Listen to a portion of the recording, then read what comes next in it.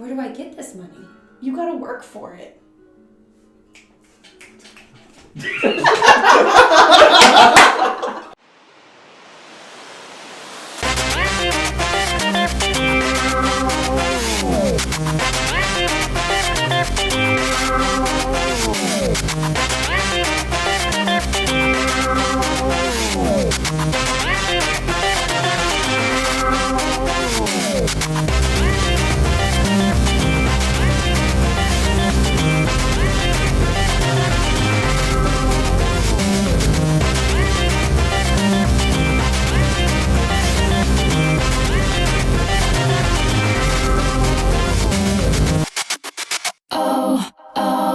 Stop trying to make fetch work. Oh my god.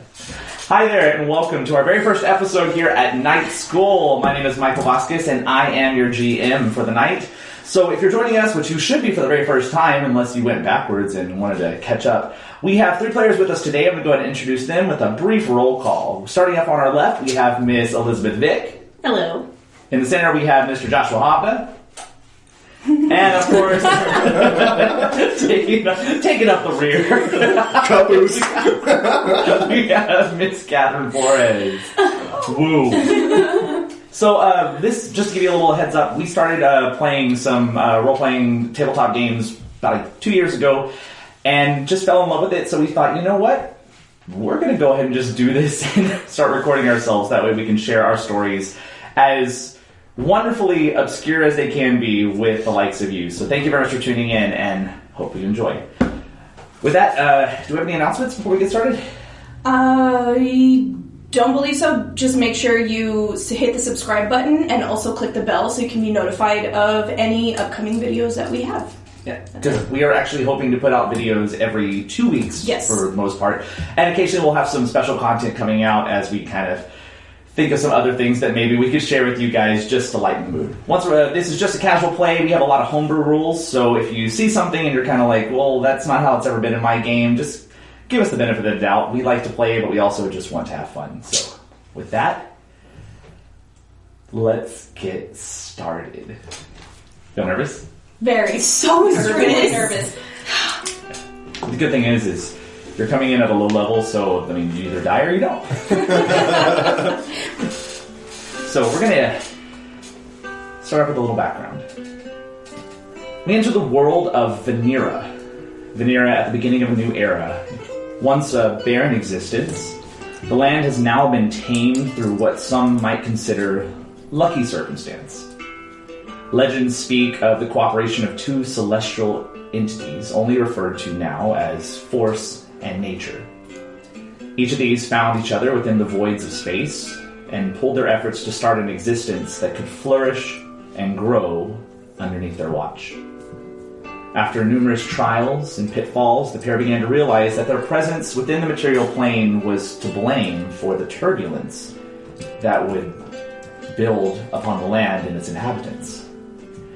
It was through this realization that nature constructed the divine barrier to protect her children from her overwhelming essence. However, before departing, she chose a select few of her creations and wept upon them. Her hope was that they would carry her essence forth through her void and inspire more to portray the very characteristics for which they were chosen.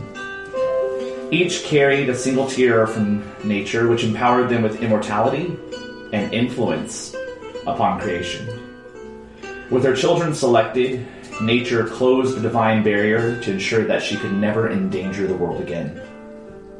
For a time, these godchildren cultivated the lands until, as most children do, they argued and fought with one another, throwing the world into years of conflict and turmoil that inevitably split the land into 3 continents. Force, the father of all, disgusted by the godchildren's arrogance and the abandonment of their mother's wishes, decided to remove them all from the world. Unable to leave through the divine barrier, he constructed a device that could open a pocket dimension and placed it at the center of an island chain that sat within the seas between the 3 continents. It was here that he deceived his godchildren into coming together for a parley. Once all the children were present, he activated the device using the power of the tears that they were given from their mother. and scattered them into their own dimensions. Without these celestial beings, war continued to wage on as the followers of each divine personage held to their patron's wishes. The islands were devastated countless times as the three continents fought to take control of the seas.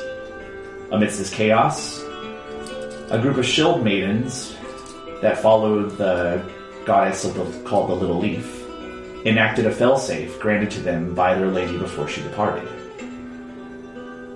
With their actions, the island was raised high into the heavens and well out of the reach of other nations, ensuring their protection and independence. But over many generations, the islanders developed their own culture around the remnants of the past deities. Eventually, military ranks overthrew the noble families of the island and instituted martial law, while leaving the noble families to select a monarch to serve as a figurehead of the people. Currently, the island is ruled by King Adornius Abishal II, a young elven monarch who strongly encourages the subjugation of mixed-race citizens. Which takes us to our story. However, our story begins much smaller. On the southern portion of the Isle of Etor, that extends from the Great Wall to the southern ports of Kalakesh. Closer to the wall, the lands are covered in fertile fields that provide the main sustenance of crops, goods, that the lower-class denizens of the area require for survival. Near Kalakesh, the ground breaks into a thick jungle with brush covering the land, its tall canopied trees obscuring the sky. Once a fishing village, Kala has now become a meaningless port, now that the island has been lifted up into the sky. It currently acts as a depository for families who are unable to pay the crown or purchase land. To the west lies the Deadwood and the rolling hills of Mord Zaget, both areas that are held as cursed and off limits to anyone wishing to keep their sanity along with their life. But our story is even smaller than this. We start in the tiny settlement of Lakota, full of local establishments that provide respite and goods for travelers moving along the Windway. At the center of town, in a large 2-story building, sits a tiny white weasel on the precipice of one of the upper windows. It seems to watch the roadways for the better part of the morning. Everything seems calm, and it dazes and gazes out into the bazaar below, until it hears and sees a small ruckus coming from one of the bazaar stands. A large towering creature pushes its way, tossing over barrels, buckets, almost tipping over one of the tents. People seem to be screaming in an uproar at this individual as it pushes its way further into the bazaar. At this point, the small white weasel darts back into the room and scurries along the floorboard, crawling up into the single bed of this inn. And laying underneath the blankets, is a bundled up figure. So at this time, Kat, if you want to introduce your character. Yeah, so the weasel, being awoken by the weasel, she says, "Felix." And then the weasel kind of scurries up her arm, kind of goes behind really long, icy blonde hair, and just kind of like nuzzles in between her neck, where you can see some really sharp, poignant features and like some really bright blue eyes. So kind of getting out of bed, you see Kimura. And Kimura, she is dressed, well, for bed, but you see kind of scars kind of up and down her body. Nothing that looks life-threatening, nothing that looks really serious, but just, you can tell that she's been in a few scuffs, a few tiffs. And she kind of gets out of bed and she puts on a really beautiful purplish, dark green, black, it changes colors with the sunlight, jacket. Kind of gets some daggers and puts them into her boots and kind of lets Felix go to the window and to see what she is to see. As you push open to where the window is, you see the remnants of this, what is kind of transpired. The tent itself have kind of fallen over. You see a couple of bystanders that are staring further down into the center of the bazaar, which is a large, over-encompassing blue-green tent that has different stands of wares and goods that the citizens of Lakota bring to sell each day. But there's certain areas where you can tell maybe one of the posts that's supporting an area of the tent has been knocked over, and there seems to be no understanding of what happened. Okay. Just the debris that's left over. So, seeing that, gonna continue to get ready, and as Kimura's getting ready, Felix kind of moves about her body, almost like they move as one. Like, it's kind of like a little dance. As she's putting on one sleeve, Felix goes to the other. She's doing something else, he goes to the other side. She kind of puts on her boots and sheets, I already said she sheets her daggers, so she already has them. She takes them out, she sheathes them. They're received. You have to do it 3 times, you have to make sure. But, like, just to say that, like... Did it turn stone off? Gotta go back. Gotta make the bed. I didn't do it right, I gotta do it again. Right. No, but they really move as one, so she's gonna... Kimura's gonna go down to the street to see, kind of, get a closer look at what's happening, because it looks like somebody's messing with the town people who are just trying to make some money. So as you make your way and open up the door to your room in the inn, you pull the door back and you notice that there is a dagger that is holding up a small piece of parchment on the outside of your door. And as you pull it off, you actually have a letter which is on your table. If you want to go ahead and open that up now.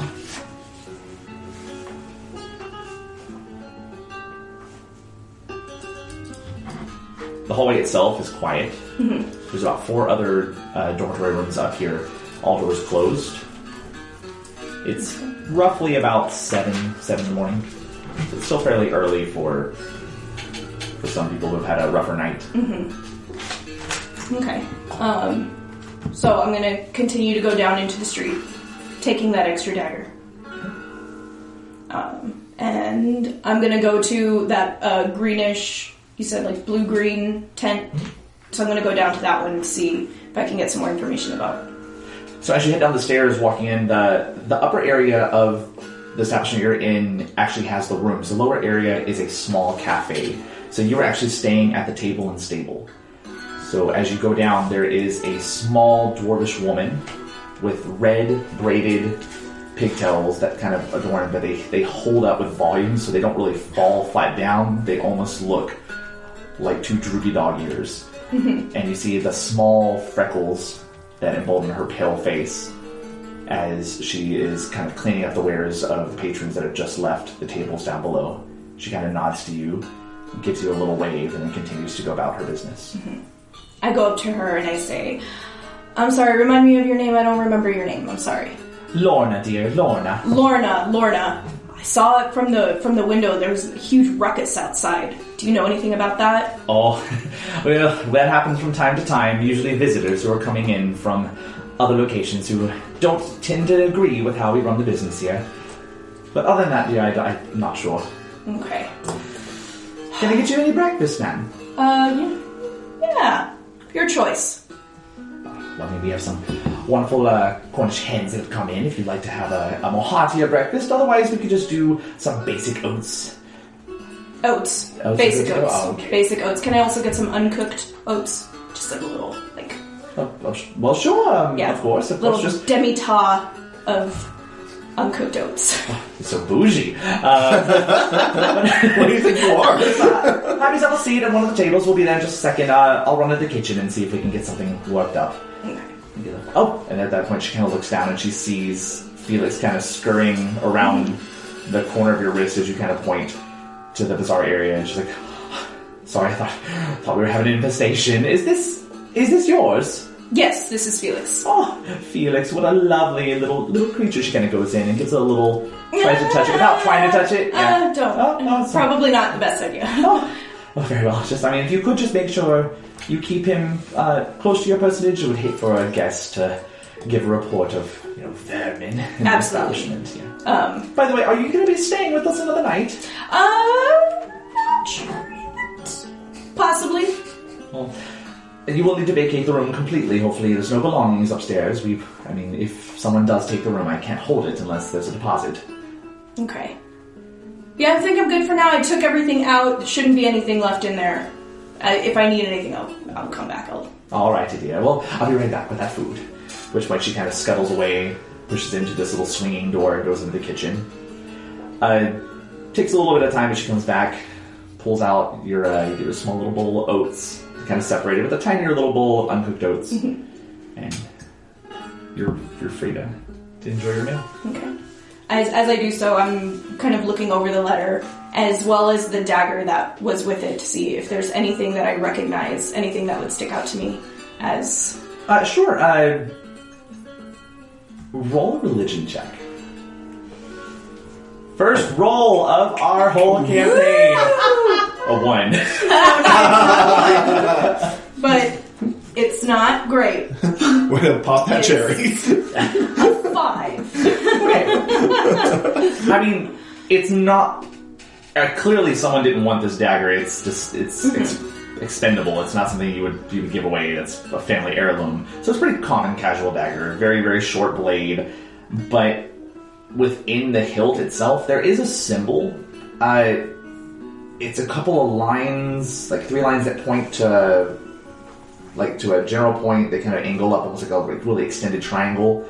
And a little it's almost been worn away. There's a couple other shapes underneath it. You can't quite tell what the symbol is, but just those 3 points that raise upward. Okay. Alright, so I finish my breakfast, and then I kind of make my way out to the bazaar to see if I can find the person who was wrecking these, little booths. Absolutely. So, stepping outside you are actually stepping right into the midpoint of the bazaar, so there's a couple of entrances, and as you go, the area that had fallen, they currently have some members that are trying to put up the post again to get it stabilized. The area itself had a couple of baskets of fruit. Apples seem to be pushed over and toppled into the street, and there's a lady in very drab gray clothing, a long skirt and a little shawl, who seems just to be very angry. She kind of runs that stand. Around the area, you also see further down the cafe tables that line the outside of this table and stable. And then it's actually a pretty nice day. I would say it's kind of overcast and cloudy, but most of the town is out and about, which is very rare in Lakota. Many people stay kind of within their households and come out only to sell and get goods and then return home. But it's pretty good weather. Seems like a good time to forget your troubles. Okay. Well, seeing that this person is really angry that their things were toppled over, I'm going to help kind of pick up everything, put it back, help set up the thing back again, and see if, once I help her do that, see if she saw which way this person went. As you approach, you see that bloody oaf! If he ever comes close to my stand again, I'll show her what's what. Breathing lizard. Oh, thank you, dear. You didn't have to help with that, but you could set those right there. Could you describe the oaf? I mean, it's pretty easy to find. I mean, you don't see them very often. They come down from the Zagat every now and then, but usually not alone. This one, incredibly brutish. As shiny and beautiful as her skin may be, she's still a serpent. You know, Dragonborn. That's their word.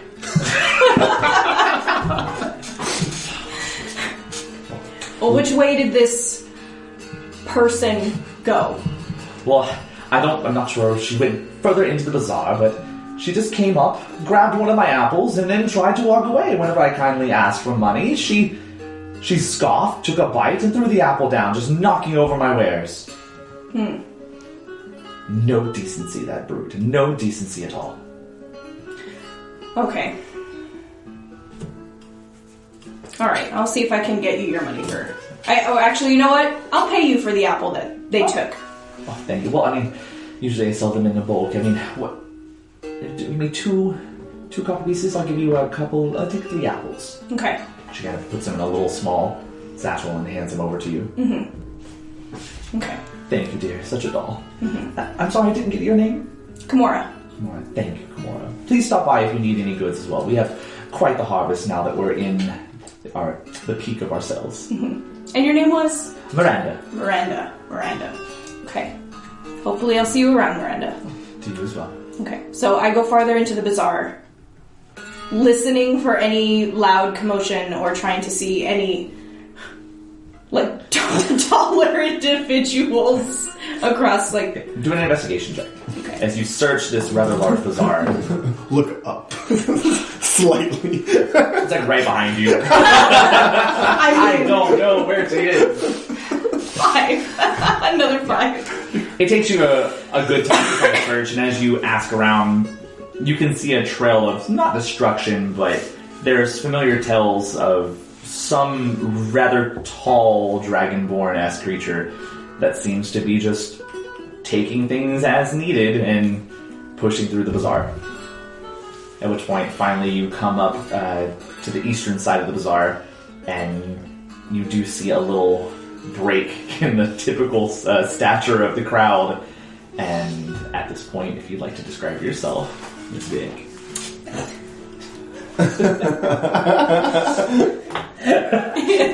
You're getting it. You're doing it.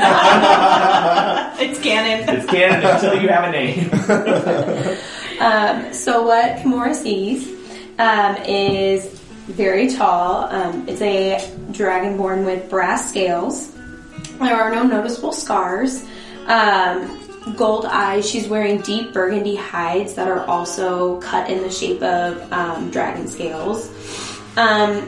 Somewhat young, 30 years old, and with a very long tail. It's 4 feet long. That as she's sitting, it's curved around her. So Kimura's gonna kind of go over, like hop over the tail and just kind of walk around and be like, hey, you take something, you pay for it. What are you talking about? The apples. You took the apples, you gotta pay for it. I was hungry. That's great. Pay for it. What are you talking about, pay? You have to give something if you want to take something. You can't just take things. You don't just take things that don't belong to you. What kind of society is this? My society! I needed food. So I took some food. Is it not for everyone? No, you have to pay. With what? Money! Well, I don't have any of that. Oh, well, it sounds like you're gonna starve. Where do I get this money? You gotta work for it.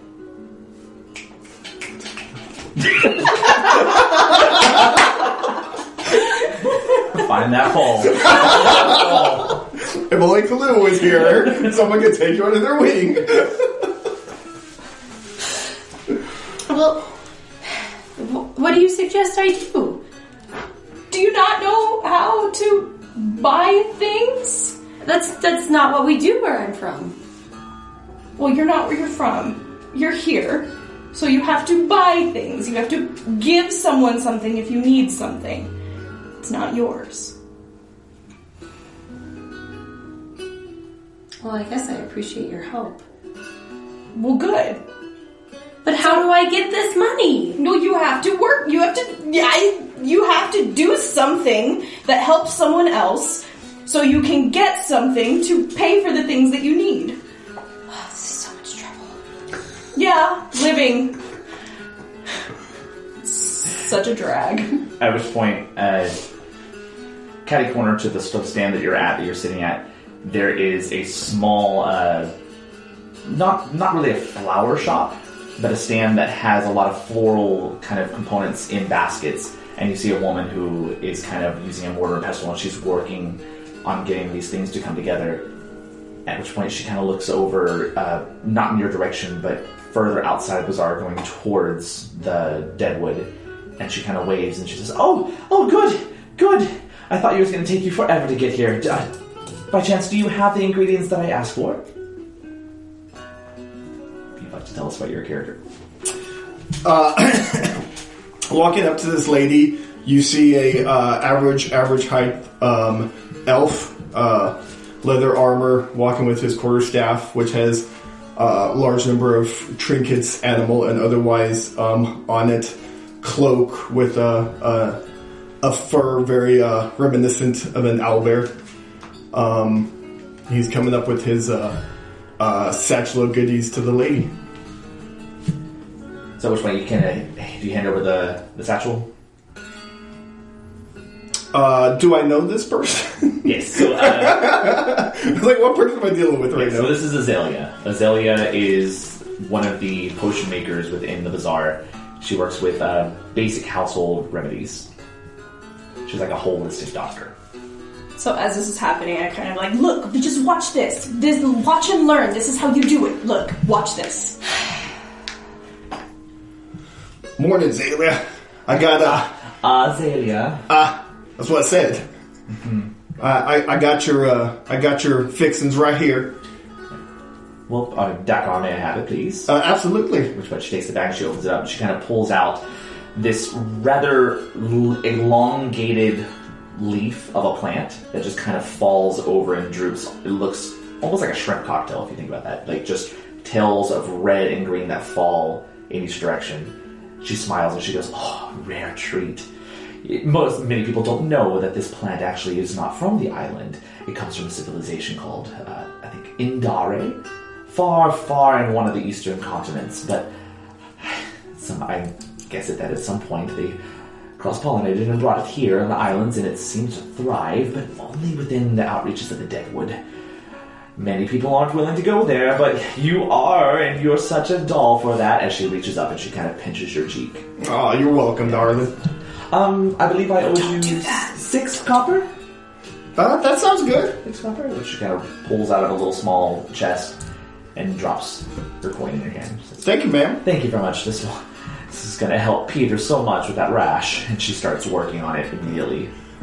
Peter's rash would be a lot better if he didn't hang out with certain people. Well, I'm not to judge. I'm only here to sell. People's poor choices make good for my business. You and me both. So that's how it works? Yes. I have to go find stuff? Yeah, that's one of the ways. To people? That's one of the ways you can make money. They have to want or need those things. But how do I know if they want or need it? Ask. Or somebody might ask you. Do you need something or want something? I'm looking for something, but I'm not sure who to ask. But, I mean, if we're gonna have any more conversation, I need to know who you are. I mean, I just came to scold you, but, I mean, it seems like this is going okay, so.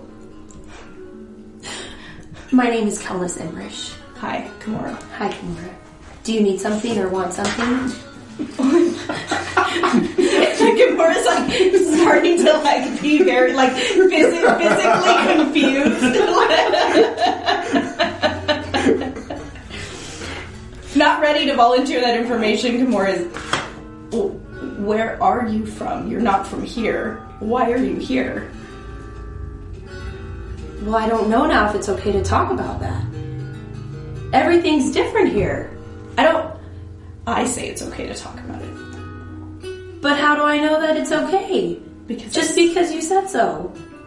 Well, I mean, if I say it's okay, it's probably okay. And from words again. Okay. Heard of that place, like, once in a book. But I've never met anybody who's actually from there. It's my home. I guess that makes sense, you being Dragonborn.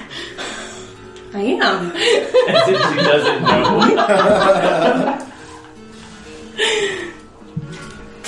At this moment, a small little boy comes running up the center way of the bazaar in your direction, kind of pushes through you, bumps slightly into you, looks up, sorry, and jumps through the midst of your conversation and goes straight to you, Dakar, and kind of says, Mr. Dakar, you gotta go home quick. He's here. He came back. That son of a... Thanks, buddy. Toss him a copper coin.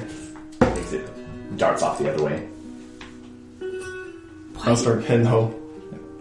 So I hear that and I'm like, sir, I mean, I don't know you, but first of all, thank you for helping me teach my friend here how to barter and trade. But Sounds like you have some work or some things you need to do. I usually just do like little jobs around here and there.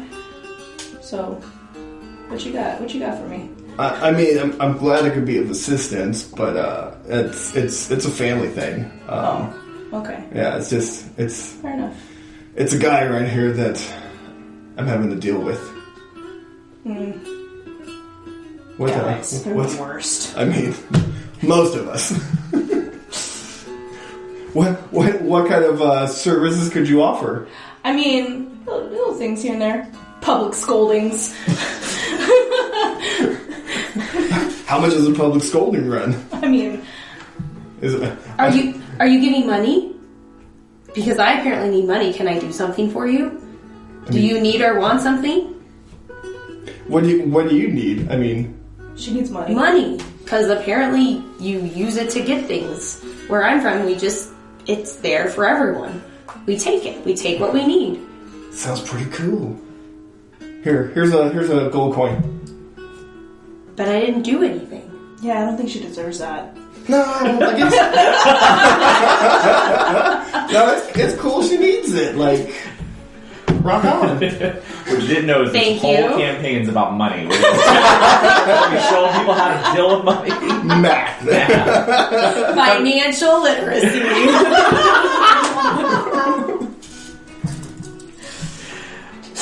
Credit cards are next. Like, do what you gotta do. I don't know what that's gonna give me. Do you have it? Did you need something? No, it's cool. Like, just enjoy it.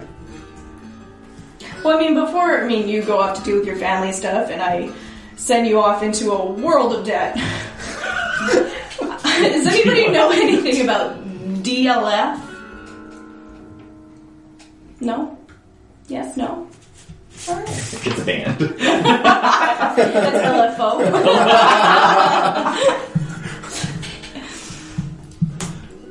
DLF. Mm-hmm. What does it stand for? I don't know. I don't know. I just know. That's kind of like what I'm looking for right now. I mean, I've heard and made and done plenty of things, but I've never heard of DLF. Done plenty of things. Sound like you've seen the world. I mean, I've traveled where I can, south of the wall. I've been here and there. Are you from north of the wall? No, I'm from here. I'm from Lakota. Oh. So, like, you've been around in Lakota? No, I've traveled other towns, regions, selling. What do you sell? Selling? Does that have to do with money? Well, yeah, it's sort of like selling and buying usually go hand in hand. Sometimes you buy things with coins, sometimes you buy things with other things.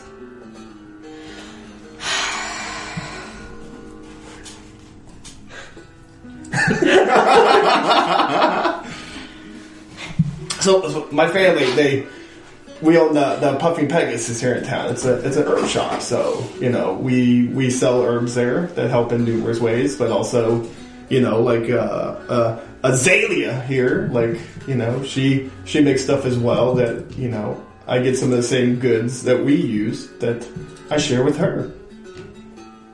Okay. Can I sell things? What you got? I'm sure you can. Nothing that I want to get rid of. Then probably not. Well, what do you do for a living where you're from? Well, it's apparently different. We don't buy and sell things. I mean, I'm here for a totally different purpose. What are you here for? Well, I'm here to scope out the area. We have some problems where I'm from, and I'm trying to see if this is a way to help things out.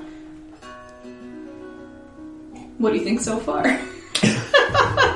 I'm bamboozled by this money situation. Such tomfoolery going on around here. So you guys trying to add like a bazaar? No, we're trying to Why you rehome open some up one of people. your shops over there? I mean, we're in a position of franchise right now. Oh. Things are a little tight, which reminds me is why I'm starting to be heading home. Okay. Alright, well, I'm gonna see if I can figure out how to find this DLF. So. I mean, I'll ask around for you too. If I figure something out, where should I try and find you? Usually around here.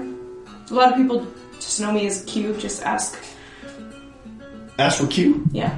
Right on. Do you know a lot about this area?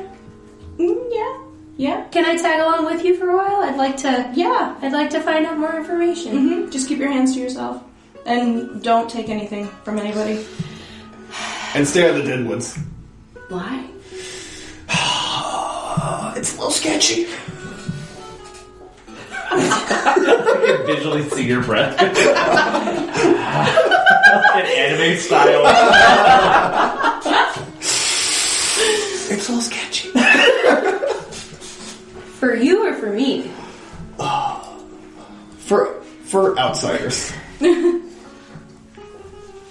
What's an outsider? We'll see. I mean, you live here.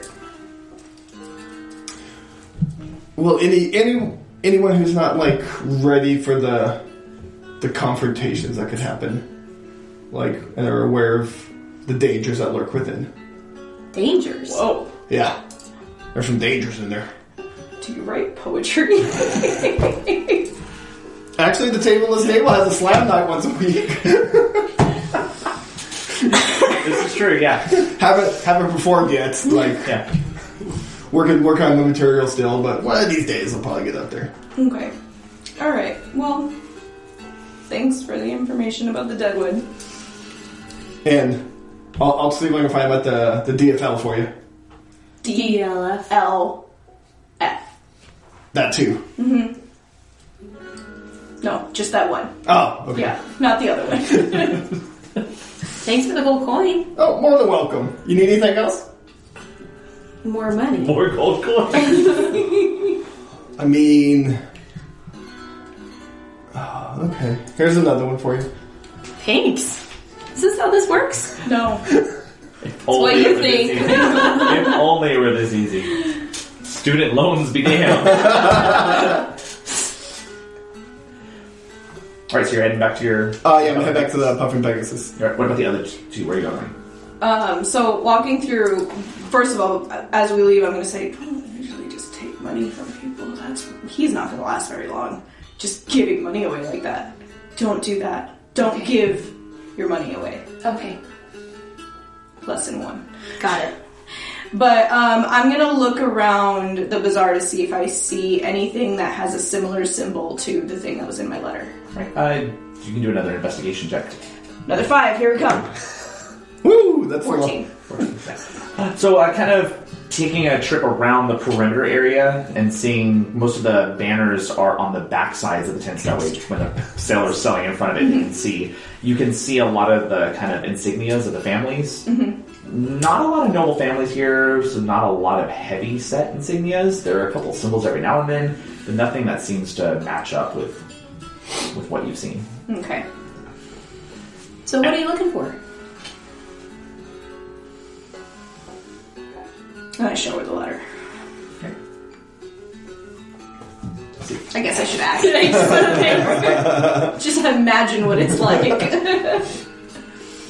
As you kind of making your way around, you've kind of come over the eastern side, passing by the Rama Salon, which is where it's generally a prison, a small settlement for the Malasaran, the military there to house criminals. You pull around and you get to the side of the bazaar where the table and stable are, and you see those cafe tables, and there is a sign right to the left of where you came out for your room that says the Turnkey Cafe.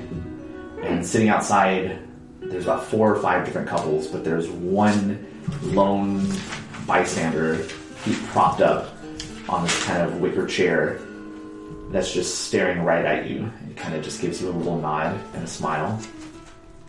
And then he picks up his drink and just slowly starts sipping, but all the while just making contact with you. I go and I just sit down.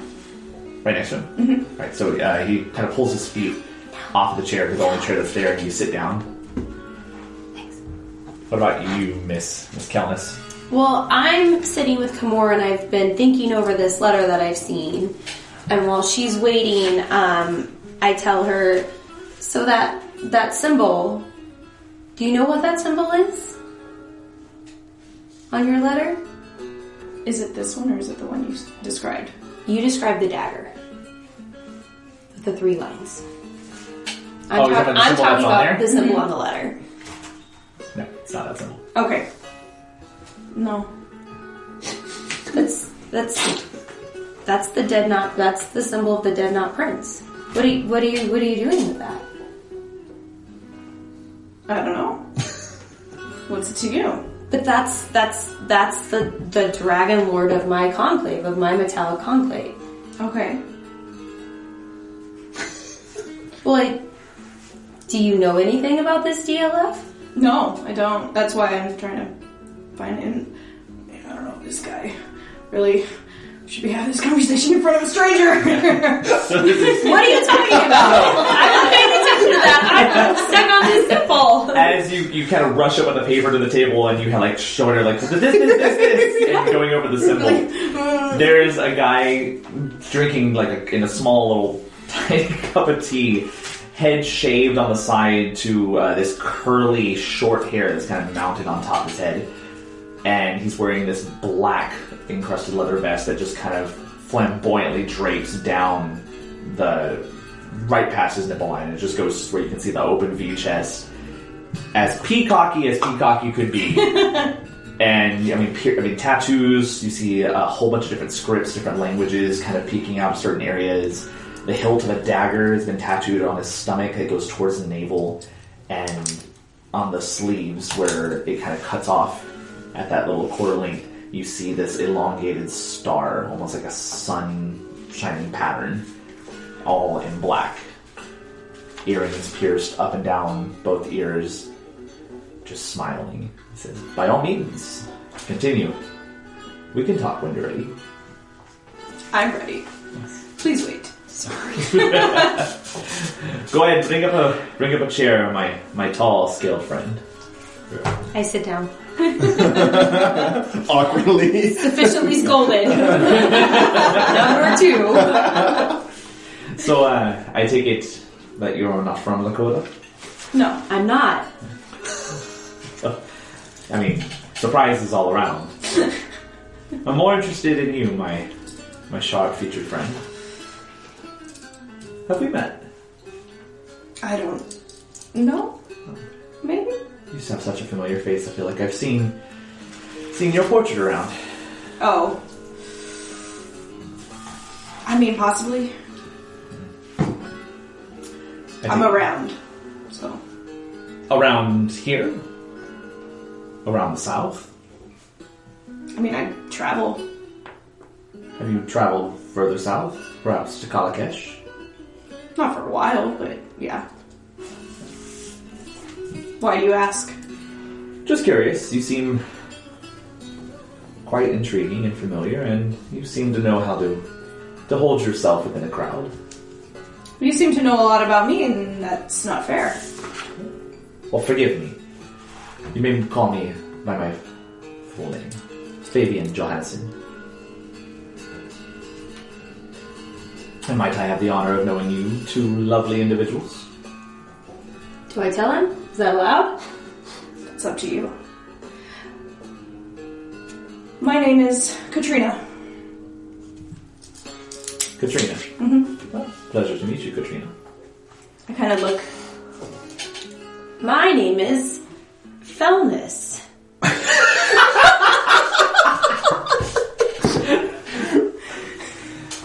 And a pleasure to meet you as well, Felness. Such a lovely name for such a lovely creature. Thank you.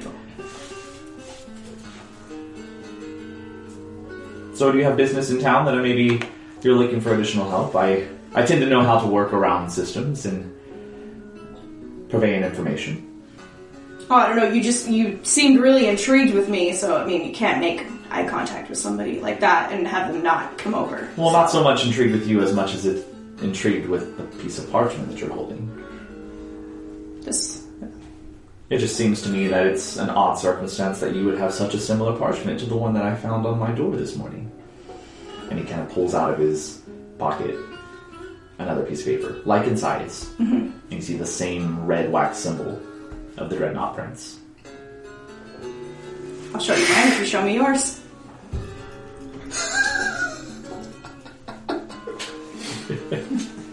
Yeah, he pulls it over and hands over. You trade it off. Mm-hmm. It's the exact same thing, except the instructions say something a little differently. So, at this time, if you want to read yours out loud. Do I have to earmuff? I don't care. Seek DLF in Lakota, bring back the source, and we can discuss your family issues along with moving them up north. Rodan Ashtun, Malasaran Commander, Kalikesh Province. Same message, except instead of saying about seeking about family, it says seeking about information. But from the same commander in Kalikesh. Okay. Which you were actually familiar with Kalikesh. Mm-hmm. So your family growing up in Kalikesh, Rodan is the main military presence who commands all of the Malasaran there. He's kind of a dick.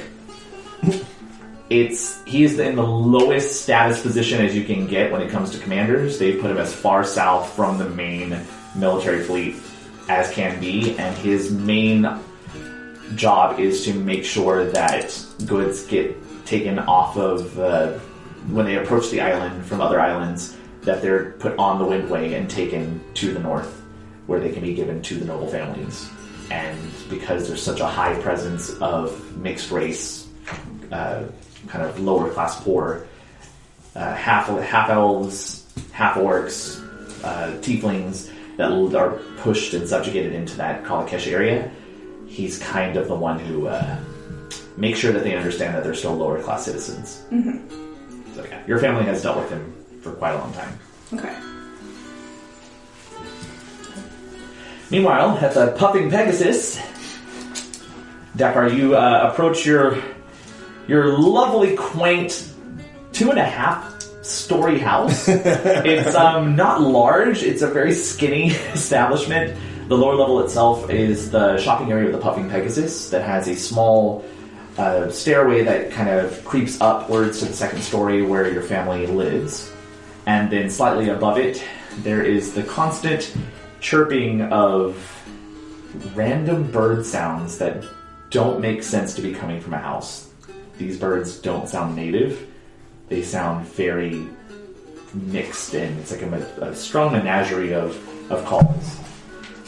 As you hear that familiar sound, you pull away. The Puffing Pegasus is in the far south of Lakota, almost standing alone next to the dead wood. You walk up the curved road to get to the front, and there is a halfling woman kind of leaning up against the door frame, and she has a book open. She's wearing a flowery powder blue dress, her hair pulled back into a tight bun, and she just seems to be kind of laughing and giggling as she flips through pages. Inside, you hear a sudden crash. It almost sounds like glass being broken. Do I recognize the lady outside? You do not. Alright, hearing the crash, I'm just gonna go right on inside. Right. As you walk through, the little halfling just says, "Just be careful, they've been at it for a while." And she flips the page and just keeps reading. You push through and you open it up, and in the center of the four-way of the store, you see one of the bookcases has been pushed and toppled over, and there's broken glass and various colorations of liquid that are kind of spread out.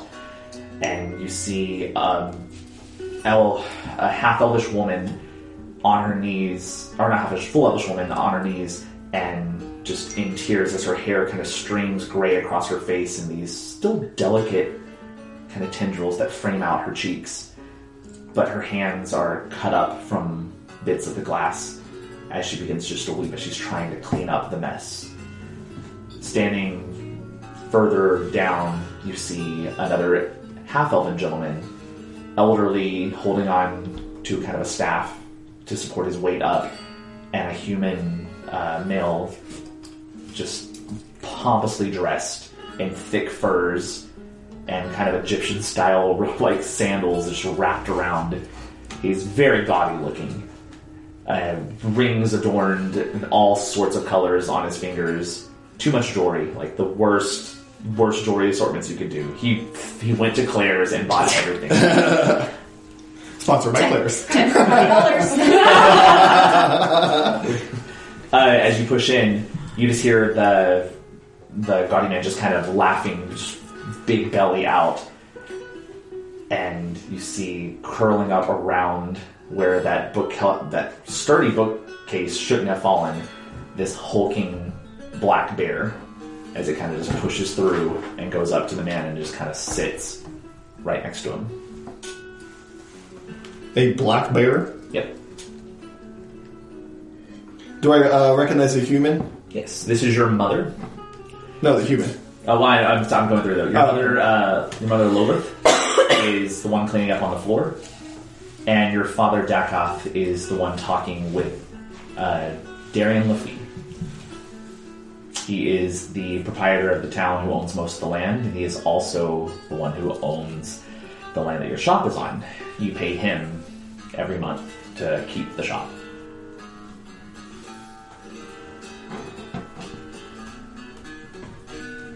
As you push in, you hear him just kind of shout out, Dakoth, with my next move, you will certainly be rid of this place. You might as well pack up and leave, but you may leave Lolith. Lolith, my dear, what I can give you is far beyond what this peasant will ever be able to bring you. Darian, can you stop mouthing off for once? When he kind of whips around. Dakar, I thought I could smell your putrid mess come along with your birds. Leave this establishment. It's mine anyway by now. At least by the end of today, we can finally get rid of this puking, puffing Pegasus. You know how much good we do for the town, man. Like, come on. Good means nothing to me if you can't afford to stay here, son. Look, if you ain't got no town with people in it, what good's it do you having this shop or not? Exactly, we don't need your shop. Do you not want the people in town either? You're bold to think that the people come to this town for your shop. I mean, I like things to do. Your shop is just an inconvenience. Nah, dude. Come down to the bazaar later down today and see. We will not need any of your herbs, medicines anymore. I found something new that the people will give their very children to have. That sounds pretty cool. Yeah. Lolith, you're welcome to come as well. Just leave this pitiful essence of a man that you call a husband. Come live with me, and perhaps we'll talk about leaving this shop for memory's sake. At which point he kind of turns and starts walking away. The bear doesn't move. He just kind of stares at your father, and then once he gets right up to you, he kind of stops, snaps his finger, and then the bear quickly stands and begins to walk, following him out, just glaring at you the whole time. Can I just put my hand out and rub it through his fur as he goes by? Sure, yeah. You do go, it just kind of immediately doesn't like it. Nobody touches it. And they exit out. That's a pretty bear. Mom, you okay? You see her just weeping. I'm fine. I think he really needs it this time. We have very little. We can't pay for the month. Did you have any success? Did you sell anything today? Yeah, I sold some leaves to Azalea. got 6 copper. 6 copper. Yeah. But, I think I may have given more than that away. Again. You gave away? Sorry, Mom. Like, again? There's people who needed it. I get that. You have a kind heart. Can I kneel down, like, hold onto her hands while I'm talking to her? Absolutely. There is glass shards that are all in her hands as she's trying to pick up. I'm helping her take it out and, like, really just, like, squeezing her hands, like, trying to make her feel good. As you do that, you squeeze on her hands, and she kind of squeezes back for a moment. She says, I understand your heart's in a good place and you care, but we can't survive on good intentions. We have to have money. Without this place, we're going to be on the streets, thrown out, and I refuse to let your father have to spend the rest of his life in Kalakesh. We need the land. Please, no more free charity. At which point you look down, and her hands are completely healed. And she stares at you, and she quickly pulls her hands away, and she grabs you by the chin, and she says, "What have I told you?" I can't help it. I need to help. But not with magic. Sorry, Mom. If the Malasaran were to see this, you would be in the stockades. No magic. They're so hypocritical. How is that hypocritical? That you would protect your family. Do you want us in the streets? No. Look at me. Say it. I'll try not to give stuff away. And? I'll make money. And? I won't use magic. At which point she kind of gets up. Let me see if I can find something to clean this up with. And she walks away. You look over and your dad, seemingly unmoved. Over the years, he's kind of lost himself. He doesn't talk very much. You okay, Pops? He just kind of stares back at you, but no response. Hey, have you ever heard the DLF? Or what the DLF is? Just stares off in the same place. Almost as if he doesn't hear you. You're really close. Pop! No turn, no movement. I give him from so like he can see me.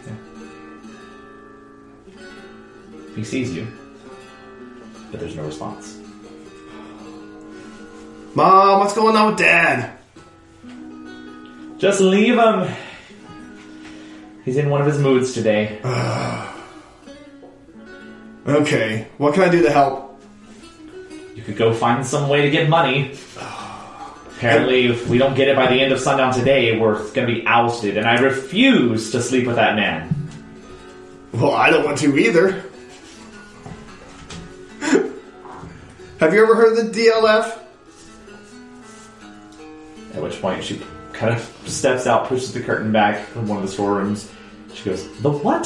The DLF. I don't know. There were some people in town asking about it. I think they may pay money if I know what it is. The DLF. Yeah. As in letter D, letter L, letter F. I'm gonna guess.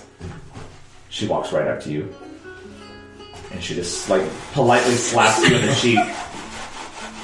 As in Darian La fucking Fee.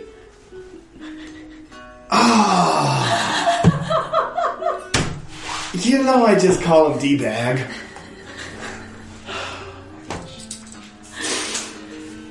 Go check the boards. Go see if maybe perhaps somebody has something that they're requiring assistance for. I'll check the boards. I'll go try and sell some stuff down at the bazaar. Start with the one they put outside. Somebody came by and stapled some stuff up. Is that what the halflings? Staples, cannon. It's a staple hammer. Okay. Magical item, you have to tune to a staple. Is it the halfling lady outside that did that? I'm not sure. No one's come in. It's been rather slow today, except for DLF. Sorry, Ma. Alright, I head outside and... Yeah. And don't give any money away! You know what? Let me just leave some of it with you. How much do we need by sundown? 75 gold pieces. We're behind. Okay. I've almost got enough for a little bit of that. Alright, I'll be back, Ma. Make some meatloaf. She's sweeping up the mess, shaking her head. Yeah. It's a fun dynamic your family has.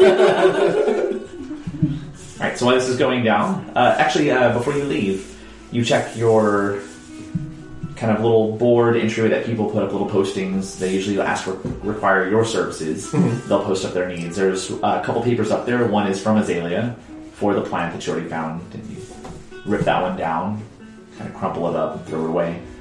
There's only a couple more up there. Some of them for base herbs for different benefactors in the bazaar. And there's one new one. This one has a reward. So at this point, if you want to go ahead and take a look at it.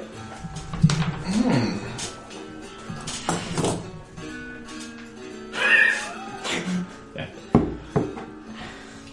So there seems to be a mysterious fugitive that has been running around the southern lands, known for thievery, occasional alleged murder, and just generally causing some mischief as an underbelly agent of the South. So we'll go back to you guys. Sitting back at the cafe with Mr. Johannesson.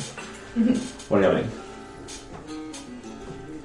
Well, I asked him if he knows anything more than we do about the DLF or all of that. So, Well, I've been unable to figure out who this individual is, but I have noticed that many people in the bazaar are curious about a certain announcement that shall be going on later this evening. Apparently there's some new concoction that someone has made that will change how business is run in the South. well, damn, she just figured it out today, and they're just gonna change everything now. So where is this supposed to happen? Like here, like right here, or somewhere else in the city? North of the bazaar, Okay. there's a caravan being set up. Some interesting wares that they're putting out, but nothing that seems to spark my interest as changing society. I take it they're going to hold that item until the selling begins. I'm sure. That would make sense. Build anticipation, and everybody will want it. Piqued my curiosity.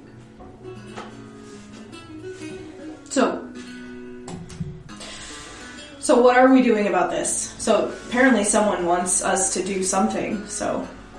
Well, I mean, it all comes down to, really, are you going to be in my way? You see, I have information that I need, and clearly you have needs of your own. But I have a feeling, knowing how Rodon works, only one of us will get our way. I just wanted to give you the professional courtesy of our kind to say you're out of your league. But she's not by herself, as I tower over him. Roll an intimidation check.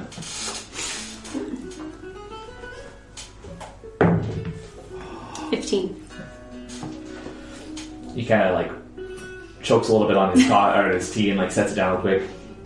He goes, "Don't get my intentions wrong. I mean no harm to either of you. Just business is business, and I can assure you that I can conduct business quite more efficiently than either of you can." Do you know what that symbol means on your letter? Do you? Yeah. prove it. I don't. I don't have to prove it.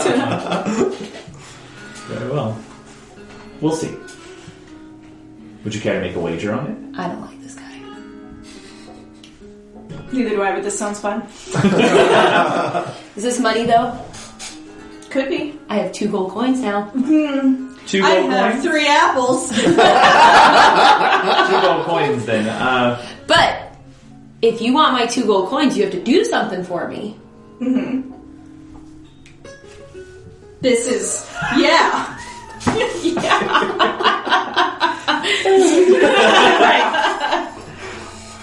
How about I provide you with some entertainment for the day? A race.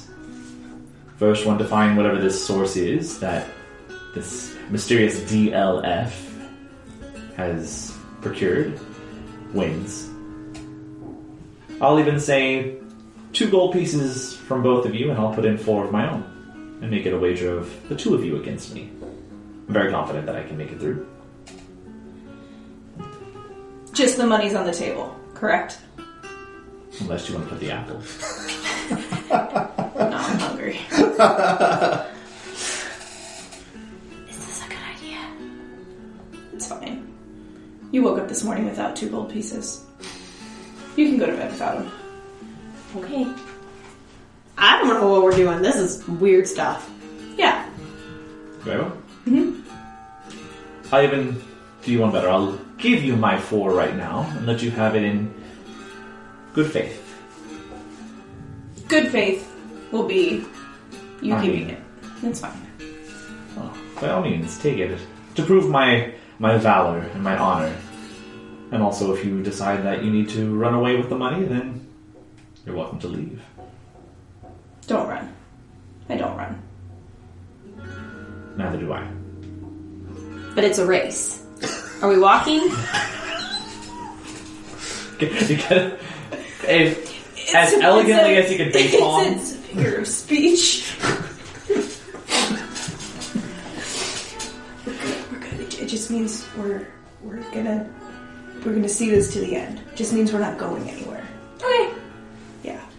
At which point you see him stand up and he kind of signals over, and one of the waiters kind of walks up and they have a bottle and they set it down. He says, well, my gift to you. We'll see who has the goods at the finish. But you said I can't have any of this because I haven't paid for it. And he walks away. He paid for it. It's a gift. Do you know gifts? Do you know what a gift is? No. It's that little video that just repeats. It's a gif. It's Do you know what a gif is? What's our first battle in the comments? Gift versus gift. Let us know. Comment below. So he's already got up and left, right? Yeah, he's walking away. And you're having to school me on. As you kind of look at the bottle, turning the bottle, it is a rather robust bottle of red wine. And the label itself is a small scythe that is kind of bent over, but as the curve of the scythe is elongated, it bends to make a J. And you see the script underneath it say Johannesson. Johannesson Vineyards. It's the same name as his name. Mm-hmm. That's probably what he does for work.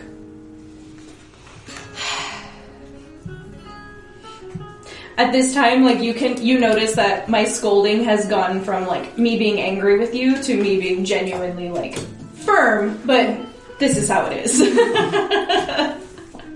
Alright, Dakar. As you leave the Puffing Pegasus. Is the halfling lady still there? Is the halfling lady there? Yeah. No. Okay. Alright, I'm gonna head back with my paper in hand looking for a cue. So roll me an investigation check. As you search the bazaar. Where are you two going? I'm gonna put the bottle of wine in my bag because don't want to Don't want to drink that yet. And I go towards, you said north of the bazaar is where they're having this, or just outside? North of the bazaar. Yeah. Just to kind of scope out what he was talking about. Sure. So as you make your way north of the bazaar, you actually pass this when you're doing that little tour around. It's near that Ramasalon where the jailhouse is. Set up right to the right of it, along the main roadway that heads towards the northern wall. There is a caravan, just one large cart pulled by two heavy brown steeds, and it has been it's stopped the road. If somebody were going to come, this is a dick move. They put it right in the middle of the road. It's parked in the handicap spot. Yes. You can tell the person who does this thinks nothing of everybody else around them. They've been driving with their playground the whole time. They put so there's a large kind of crate desk that a couple crates have been stacked on top where they put general wares. You see a wide array of things, from some general swords of different kind of length and width. You see a large set of plate armor that's kind of looks like it's hung up on a mannequin, is almost as decorative as it can be, to be kind of it looks like it's guarding the wares there. You see hung from little wires that are attached to the cart various jewels, necklaces, a lot of the same style of gaudy jewelry that you had seen Dakar on Darien. And then you notice that as more and more items are being brought from the bazaar area and are put there, whether it's food goods, general powders, every once in a while the cart itself shakes a little bit, ever so slightly. And there are people around the cart? Yep. Okay. Little small workers that you see that are they're setting it up one at a time, but they're bringing out more and more goods. What'd you end up rolling? 20. So yeah, you're easily finding them. As you come off the cart, or you walked up the main road going towards the cart itself, you see them checking and scoping out. Hey, Q, it's me, Dakar. I got the 411 and that DLF for you. Well, they say it louder, man. I mean, I said it in my whisper voice. Okay, so? Well, now I want to get closer. I don't want to talk so loud. Oh, well, yeah. Come closer! I have your permission. Cool. So I walk up to Q. What's that information worth for you? Like what you gonna do with it? Well, I mean, that's not really. What? Man, I thought we were cool. Well, we are cool. Like, that's why I came to you with the information. You know what? It's 3 apples. I'll give you 3 apples for the information. Honestly, like, this it really hurts my feelings, man. Like, I gave you a big compliment earlier about how you helped me teach my friend, and now you're withholding information from me? So you're saying I'm gonna help you twice now? For free? No, I'm gonna give you 3 apples for the information. No, I've got some of my pufflepuckas. It's filling. What is it?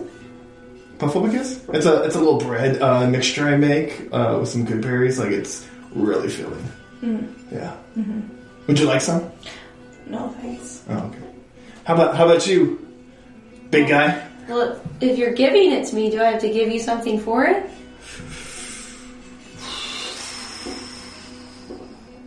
It's food. I have to pay for it. I'll give you a gold coin for the bread. It's how it works. You know what? That's a good deal. Here you go. Here you go. The inner turmoil of good God. And I'm down a gold coin. Well, I guess why I'm being so rude. Like, Yeah. like my shop's sort of in disarray, and like I gotta get 75 gold coins by the end of the day. But how about this? Like, if I give you the DLF down low, Like, would The you... DLFDL. Yeah. Would you help me find somebody? Sure. Okay. So, DLF is like coming close.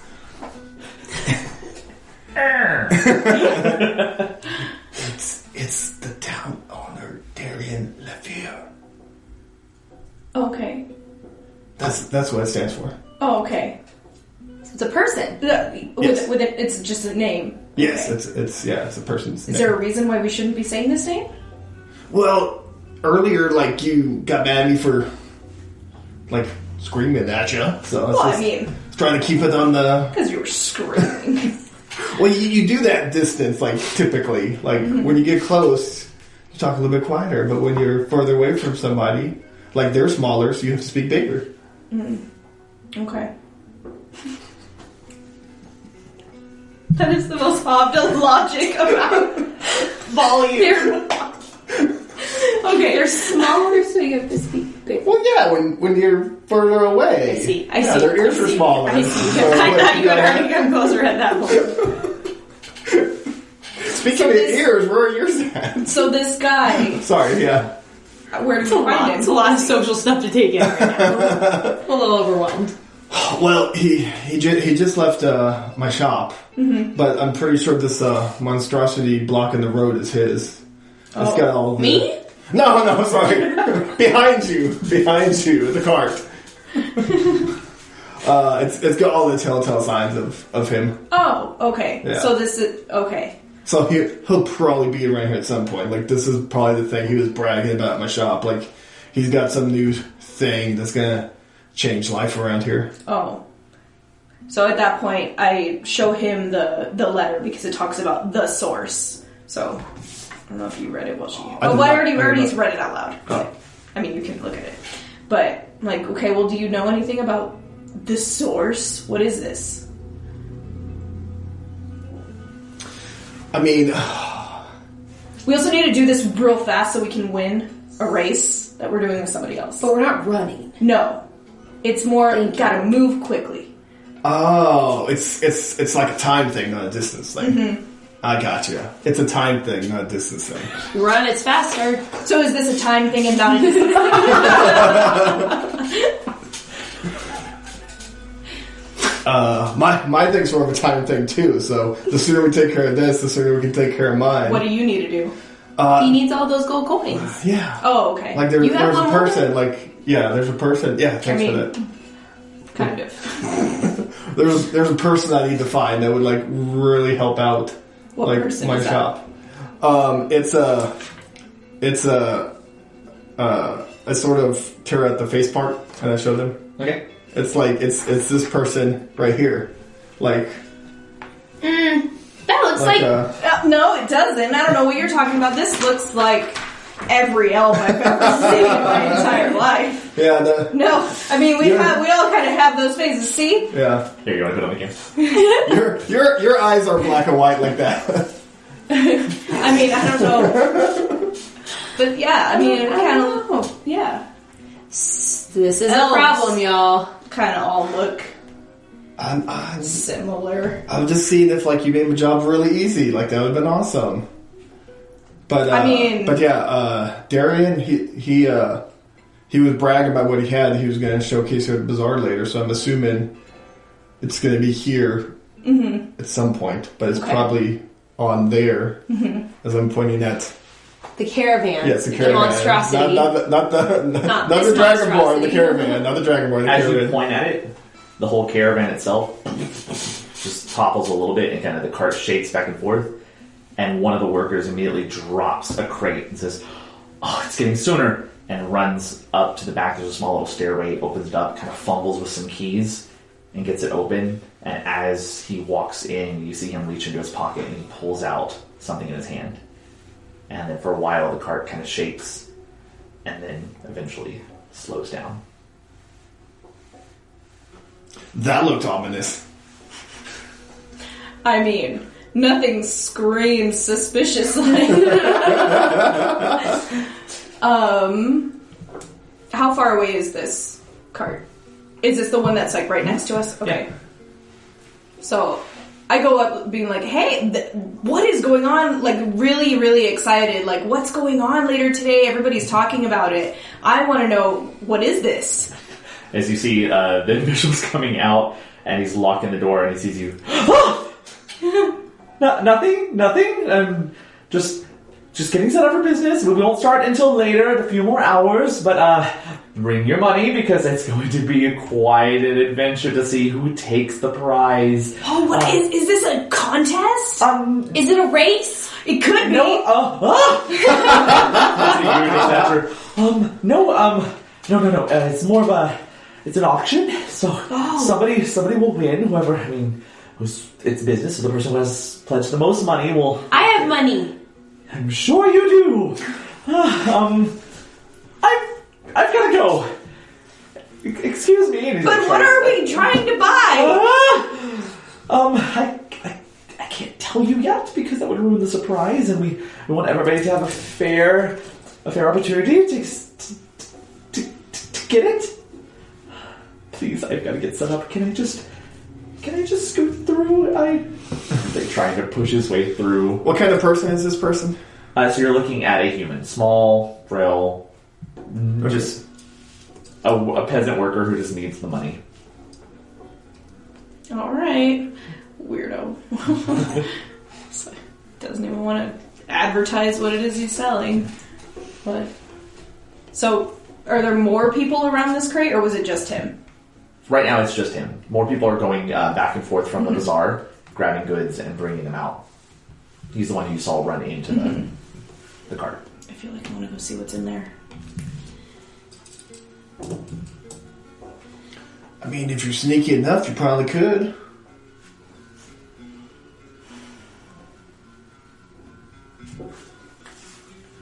I guess I'll try. How about we cause a distraction for you? That'd be great. We use teamwork. Do it to it, Lars. Oh my gosh. So what are you gonna do? I don't know. I figure Kelnis here is just doing it by being. Well, she did a great job earlier creating quite the ruckus. So if you could do that again. Yeah, do some more of that. What'd I do? You walked and tripped over things. Just don't take anything. And try not to hurt nobody. Well, of course not. That's not what I'm here for. Okay, let's go. So I'm gonna walk around, kind of poke my nose in places, be intimidating. So you're trying to be intimidating, but you're just causing a ruckus to get everybody's attention? Yeah. All right. I want you to roll a performance check. See. Ruckus! Oh, look at her! Silence 4 be long. Look at me. 8. Okay. Everybody look over here, there's a ruckus! It starts off where it's very, like you walk up and instead of making the ruckus take time to build up, you just go straight up, see like this little small dwarvish man who kind of walks up and as you can see he's about to say like, can I help you? And then you just push over something and hilarity ensues. Yeah, you're gonna get a couple people to watch you, yeah. More so the guards. Yeah. You're welcome. Alright, so as she's doing that, I'm going to try to go up to the crate. Assuming there are less people on a certain side of the crate. So are you talking about the whatever cart? it is, yeah. Okay. Yes, the cart. Whatever it is that's shaking. Okay, so the cart itself. The entrance is going to be on the side that's closest to the jailhouse. Okay. Right now, the guards are going, that are patrol right outside, are heading their way towards the bazaar to check this out. So yeah, you're pretty clear. Okay. Yeah. Where are you at? I'm sort of shadowing Kelnis, so if I need to, I can deflate the situation. So you're going to the bazaar as well. Yeah. Right. So like the dwarf checks for me. The dwarf stand she's at. I see nothing. Okay. So you're kind of looking and watching the area as people are kind of in fear for their lives of this giant, towering, lizard-like creature that is just pushing things over and turning, purposely trying to get the tail to hit something. Like I'm dodging the tail. But like staring at it like a dog does when they chase their tail, instead of just knowing where your tail is, like trying to get it towards. You see a couple of guards come over and they're like, "Hey, you stop it right there!" And they start walking up, pretty hands on swords, one on spear, coming straight up. You don't see them until they get right there. Whoa, guys, chill. She's new in town. Like she's learned the ropes. You're saying she's with you, Dakar. I mean, we've made acquaintances now. So why is she making a ruckus in the middle of our bazaar? Well, I was just looking around. I have money, I can buy things. It's not the most friendly space for someone her size, to be honest. I mean, we could be a little bit more. Get her out. We could be a little bit more accommodating to other people. But here you can just. The other one kind of turns. Would ourselves be more accommodating? I don't know if they'll fit her. I hand them a couple of doobies. I'm like, come on, guys, just DWBEE doobies. I have a couple guys. Just go relax. Enjoy the day. It's so beautiful out. Yeah. So this is actually part of your business at the Puffing Pegasus. You have goods that you've made out of the local herbs that are found around, and some of them do have the nature of relaxing and calming. So yeah, they kind of look at you and one says, "Well, we're not supposed to when we're on duty." I mean, I'm not gonna tell. I'm not gonna narc.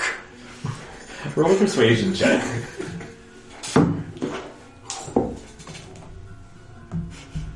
Persuasion.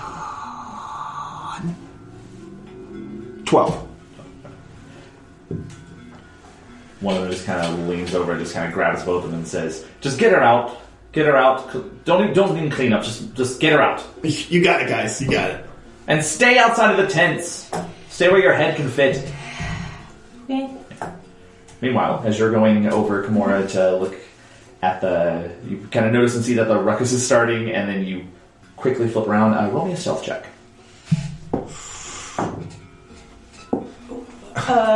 23. 23, yeah. So you wait for the right moment as you see the guards leave, and then you go around the back side by the horses and actually creep up so that they don't see you walk up. You kind of turn the corner ready to go, and you see Fabian already at the door. And he has a piece of metal kind of shoved into the lock. And he kind of looks over you and winks, and then continues to work on it. Need some help there? I mean, I'm always apt for having someone's hands guiding my hands, but I think I've got it, Princess. Alright, do the work for me. At which point... Shit! So I go up, because I'm proficient with thieves' tools. You must do. It's a real shitty roll. I'll be like, please, let me help. Yeah. So I go up and I try to do it too. Yeah.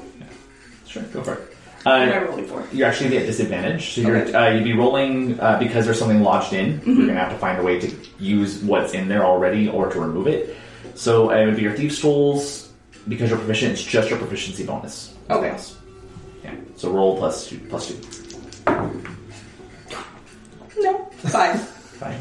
Can't quite get it to open up. Mm-hmm. Well, I mean, at least we're evenly matched. Yeah. There's got to be another way. At which point I kind of like put my hand up on it. Because is there like an opening or something? I put my hand up and Felix kind of just goes and I kind of gauge his reaction. So Felix, you put your hand up and Felix scuttles up into this little small cutout window. It's mainly just an air porthole. Mm-hmm. Kind of. Okay. Roll an animal handling check. Let's see. Maybe you have a strong bond with this creature and you get a sense. Nope. He's a pet. What do you see? He's not scared. He scuttles back down. So, I feel like this is too early in our relationship, but I mean, I'm a gentleman. Why don't you get on top of me? On my back. Got it. I was a little taken aback. I mean, I wasn't gonna, like, it wasn't a hard no, but I mean, yeah. I don't blame you. What was in that wine? The one we had to drink, yeah. As he kind of leans down and gives you his shoulder. All right, cheer, let's go. Ha, ha. 3, 2, 1. So as you lift up, it's not really hard. You just need to get elevated so you can see.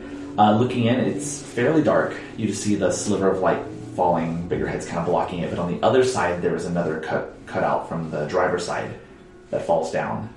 And there is a medium-sized creature that is laying down in a bed of straw. Mm-hmm. And you see it kind of breathe really heavily as its belly rises slowly until it's unconscious. And then occasionally the body will shift, almost as if it's having a bad nightmare and it's kind of fighting position to find a way to be comfortable. And then at one moment you see it turn, and it has the silhouette of a horse, except for an extra appendage protruding right from the head. What do you see? If I tell you, will you promise that the wine you gave me is not poisoned?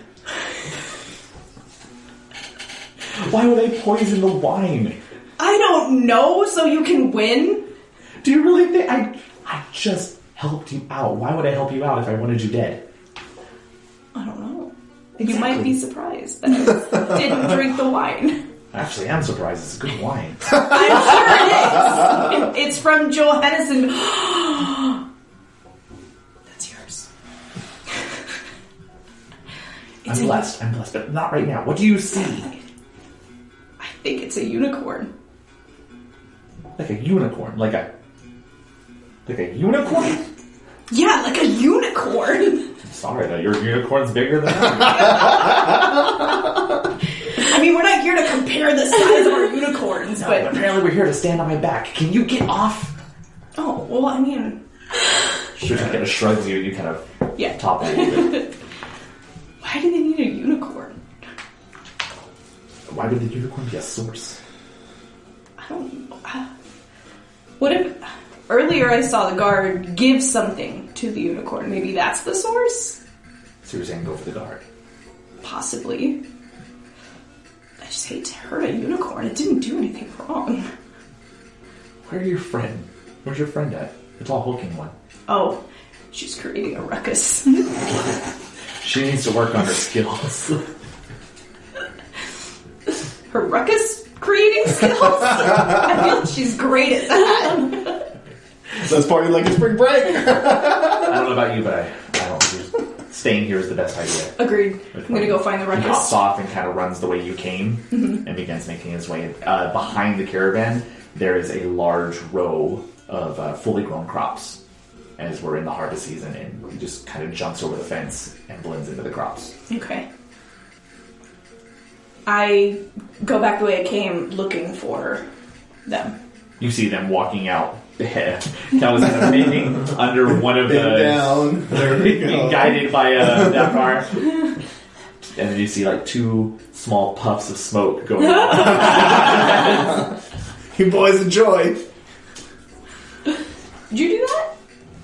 Do what? Those puffs over there? Well, I mean, I'm not puffing them, but I made the puffer. Oh, okay. You gave things away when you're looking for money. Oh. Do we need to be watching you? It might have been my fault. No. I made a ruckus. I heard it Well, from she where did I a was. really good job making but a ruckus. he had Or maybe too good a job. Got it. But Did you find anything out? Guys, there's a unicorn. A what? A unicorn. That's awesome! Mm-hmm. Like a full-grown one? Yeah. I don't know how old I didn't ask. Was it bigger than a pony? What pony? Like a standard-sized pony. Like, Ponies I and point at horses any are pony I see. There are around. 2 that are right there attached to the cart that are like the ones that pulled it into this location that haven't been taken off or like unbridled. It's not as big as that. It's not a steed. Okay. Maybe a colt. It's a little one. Oh, it's okay. Yeah. I mean, I don't know why we would be looking for a unicorn, or that's the source. But by the way, I ran into what's his name, Johansson. Johannesson. Who's Joanna. Johansson? Another Joe. Who's Johansson? Oh, this We're is in a race. Yes. Oh, you racing him? Yeah, but we can't run. Yeah. Is it the wine guy? Yes. How do you Makes. know? I mean, everybody knows his wine is good. Oh, well, now I know. Now I know. Wow. But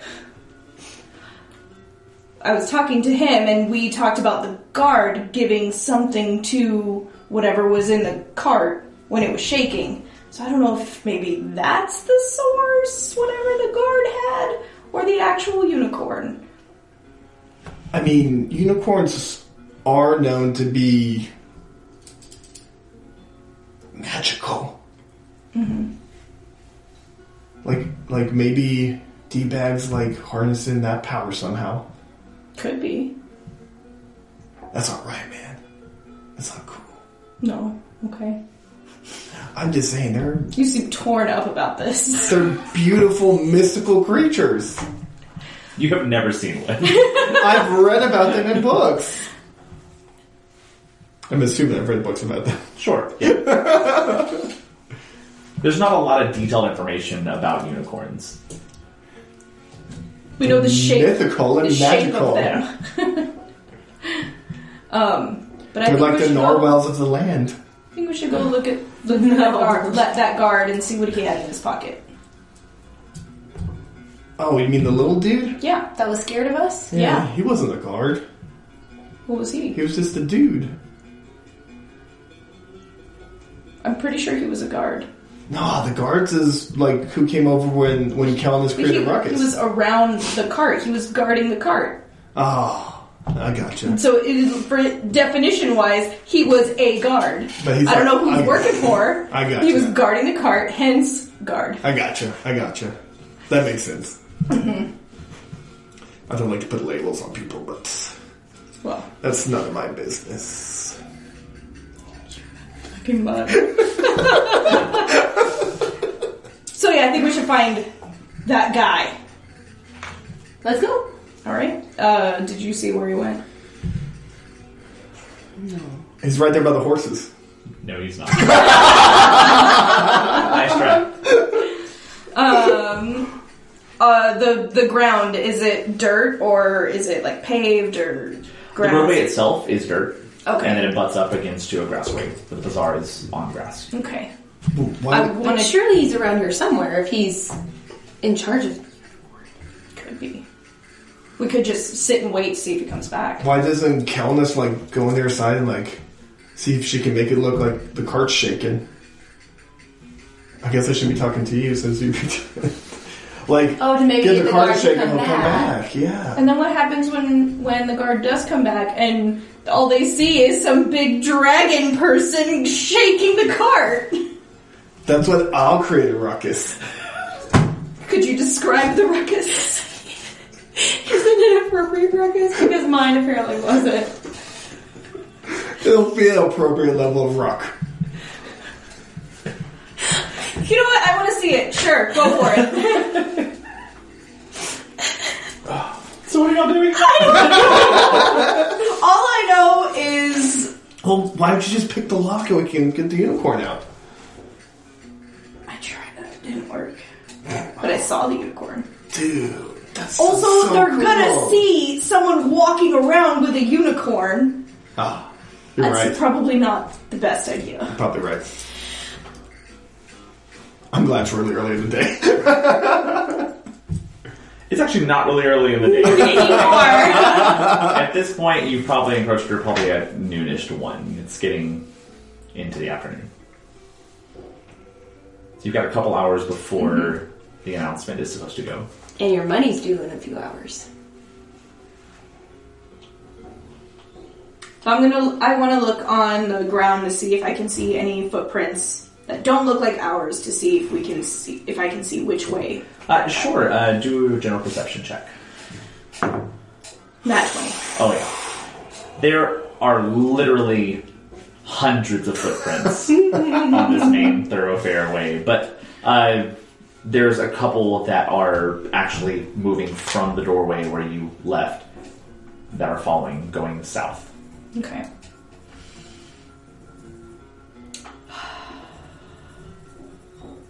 Well, I'm going south. So as you follow those footprints and kind of lead you, they go into the bazaar. Are you all going into the bazaar? Yes. Should we come with? If you want, you do you. No. As it pulls you into the very center, there is one large stand itself emblazoned with the letters DLF upon a purple backdrop. Yeah. Well, I feel like I just wasted all morning. Nah, they just put that up. That's not always there. Oh, I don't know. Is there anyone around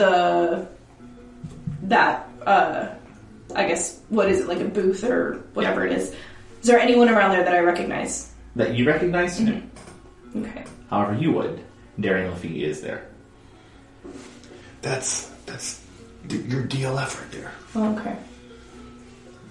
Well, surely we can't just go up and be like, hey, dude, what's the source? But... I mean, he probably wouldn't tell you anything. He's a bit of a D-bag. Yeah. He's a bag of D's. Okay.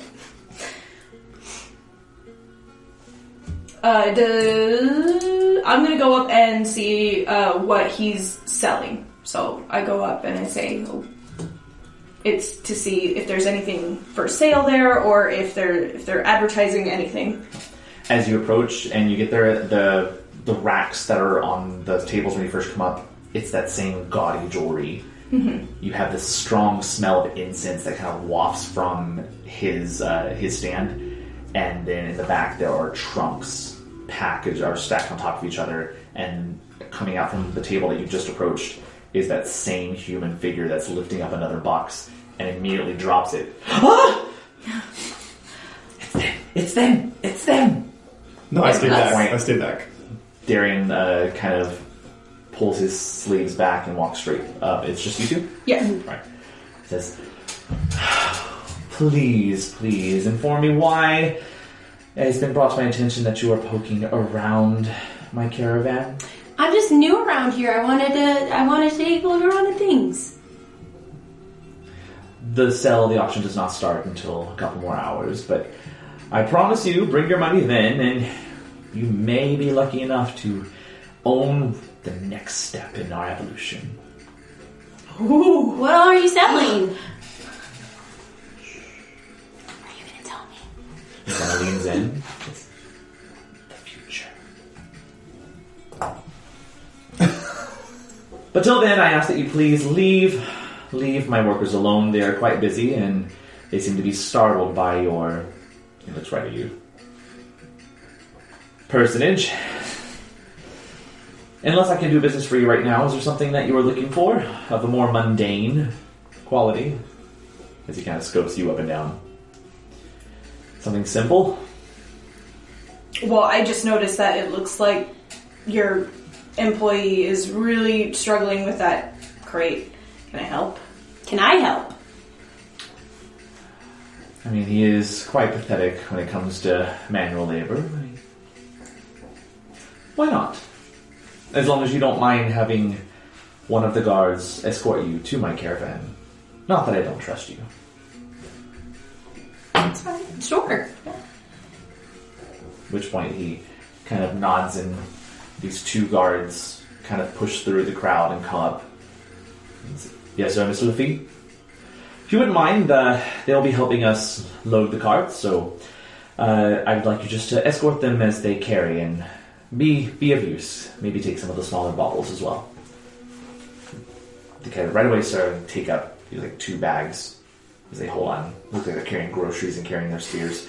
And he kind of points over to a larger case and says, you wouldn't mind, dear. Of course not. So I pick it up, I follow the cards. Yeah. Really easy for you. And then, whatever you think you can manage. I mean, I'm not very strong, so I can carry lots of little things, but just looked like everything was... Puts the table, says, well, we're taking it all today. After today, I won't need this wretched stand. So it all must go today. Ooh, sounds like you have a lot of faith in what's happening today. I'm excited.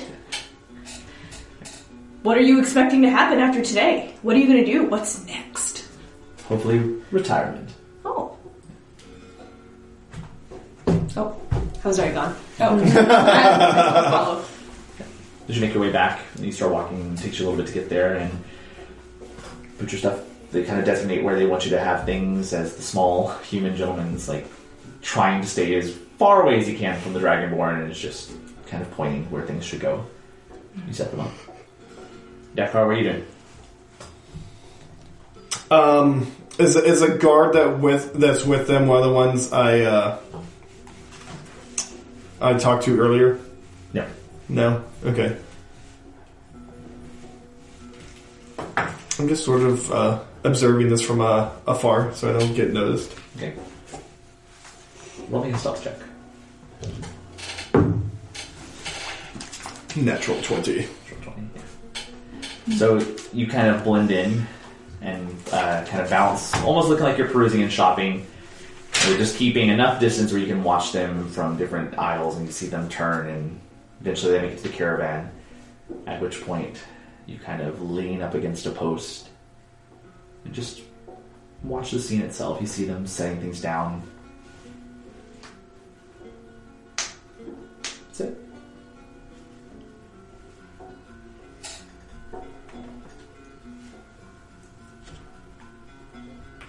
I mean, I helped. I wanted to get a scope of like what the layout of the wherever it was that they were going to be auctioning off. I wanted to get more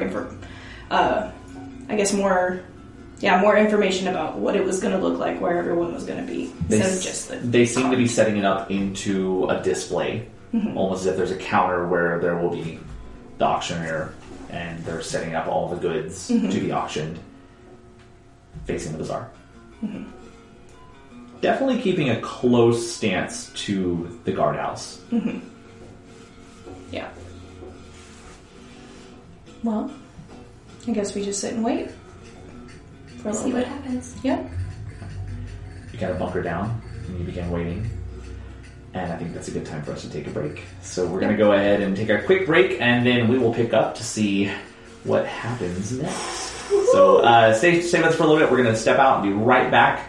Make sure if you haven't already, subscribe to us. That way we can have you on our list, and click that bell for notifications. That way you can know whenever our new episodes come out. And until then, we'll be right back. All right. Thanks.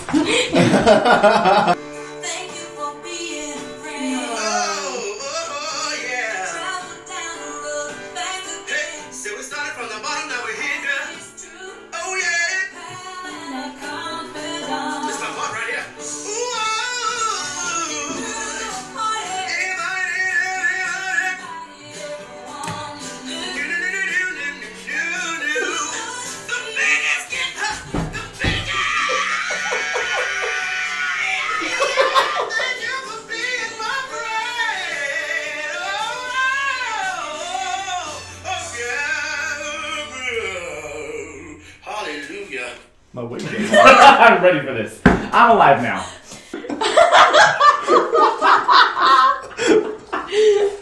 Oh, goodness.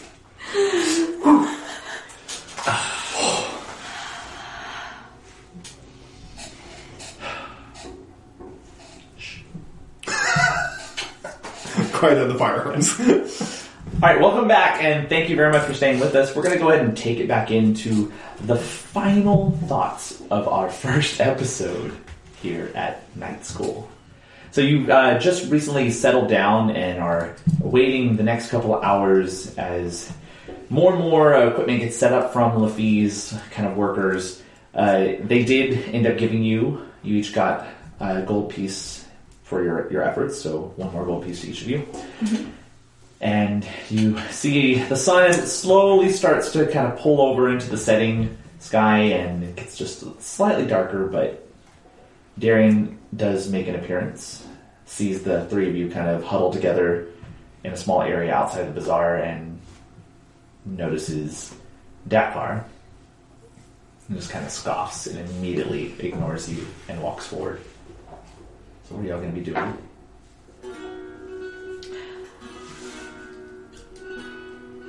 What was that about?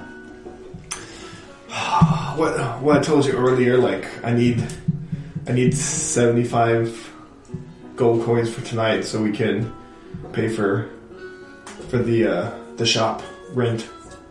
And that dude wants to kick us out, and he's trying to steal my mom away from my pops. Yeah, it's sick. I ain't calling him stepdad. Well, that might be worse than anything else you could call him. Hey, stepdad. Ew. Yeah. Don't like that. That's why I need the coin. Yeah. But I'm not so good with it sometimes. Yeah. Yeah. But better than someone. I mean, you only need 74 now. It's true.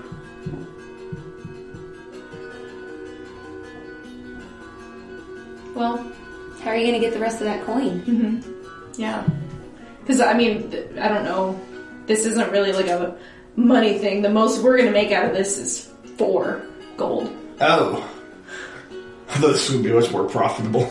No. This is more for bragging rights. Oh, I gotcha. Well, we could look for that person I showed you. We could. Do you know how to look for someone? I mean, I found y'all pretty easily. Yeah. I'm good at it sometimes. I told you I would be here. Other times, not so much. Why are we looking for that person? There's a reward for them. How much? A lot. That's not what she asked for. How much? I don't remember the specifics, but it's enough for rent. Oh. And that's what's important to me. Mm. So, should we go look for them? I'm going to stay here. This is a little bit more like what my priority is right now. So, I really want to figure out what the source is for DLF. I thought we figured that out already. Well, we don't know if it's the unicorn or the thing that gave them. Whatever gave them. So, that's what I want to stay and figure out. At this point, is there more of like a crowd or is it... No one seems to be gathering yet. Every now and then you see a couple of bizarre kind of shopkeepers they'll stop and they'll kind of gauge and whisper a little bit, and you can tell they're trying to get a feel for what this secret item is that's now spread rumored throughout the entire bazaar area. Mm-hmm. Whatever this life-changing artifact or potion or item, whatever it is, there's something that is causing a stir, and people are you going to pay it, or how much money are you going to bring, or what if you get it? Would it be something that would be able to get us out of this slum and get us into the north, past the north wall? Mm-hmm. I want to walk through some of those conversations, and I want to see if I can pick out if I can hear how much people are planning on spending on this. Go ahead and do a perception check.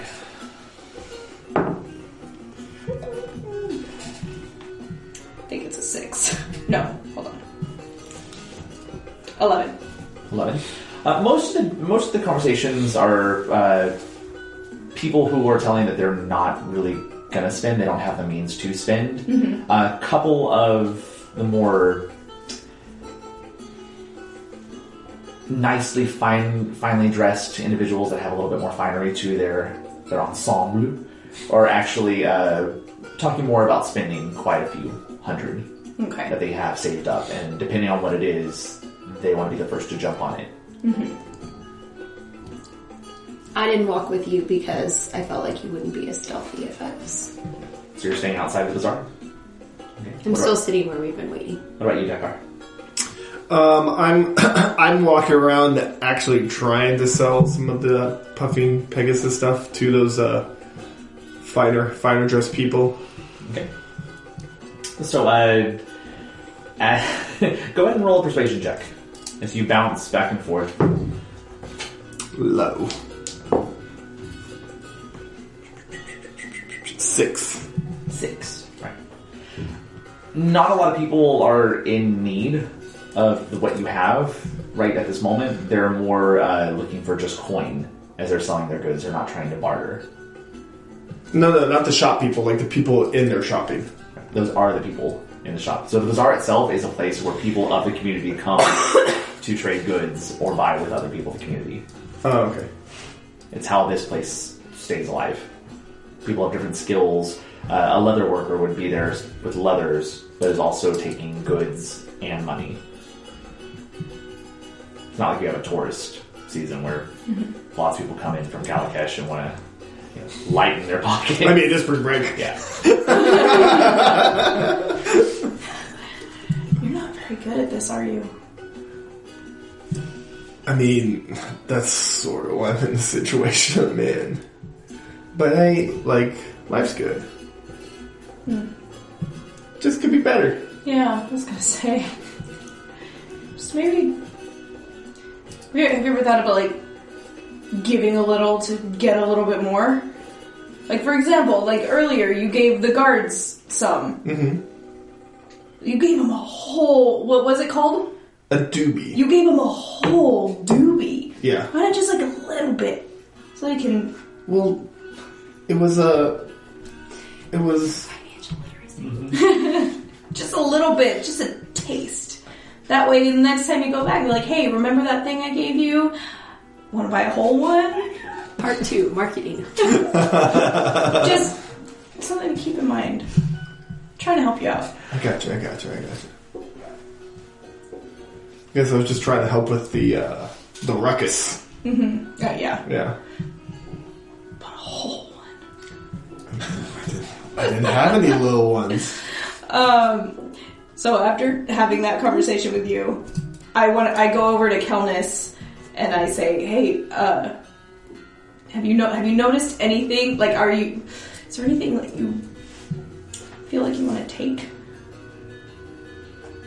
from these people who are just here? They're here. They have a lot of money. Yeah, but I have to buy from them. How do I get their money?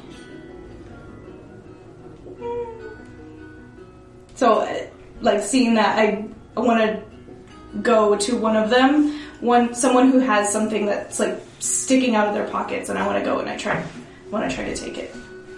Okay, so there's a fair couple people that are walking around because they're there to purchase. Many people have satchels of various sizes that are kind of tied loosely to their belts. You go and you find one. Go ahead, roll a sleight of hand. An 11. An 11. So you kind of sneak up, or not even sneak up, you just walk straight into the crowd.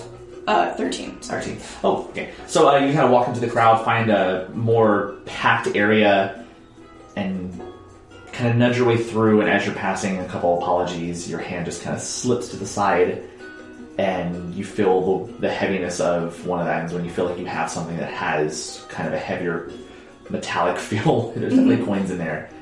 You use your other hand and quickly slice through with your dagger, and then sheath it as you come out the other side, and you have about 32 gold pieces. Okay. 32? 32.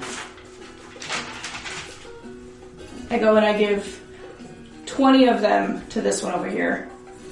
And I say, just be a little bit better with your money. You don't always have to follow the rules, Kelnis. Yeah, you didn't do anything to get that. You just took it. Just nobody knows about it. Is that okay? Sometimes. Under what circumstances? Right now. Just because we need it? We can just take it? I mean... I needed the apple.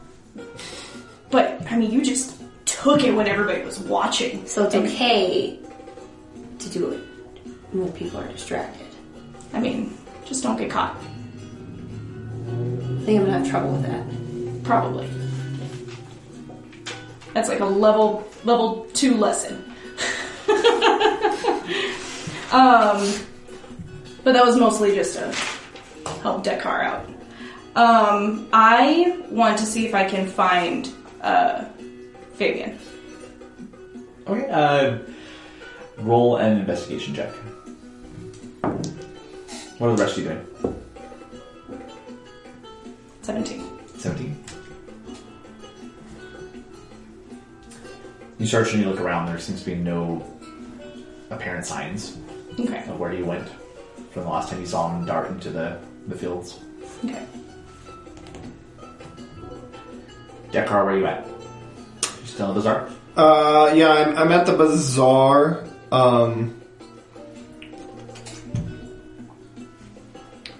And I'm doing what Q suggested. I'm taking some of my Drew weed and I'm like breaking it up into like littler pieces. At which point, you kind of look down as you're kind of hunkered over and you're cutting out stuff and getting the proportions right, and you notice on the ground there's an odd patch of kind of this iridescent green moss, just finely laid on the ground as it kind of curls and swirls in a vine-like pattern. And you look at it and kind of look up, and in the distance there's another small pattern. This one kind of curves to the right.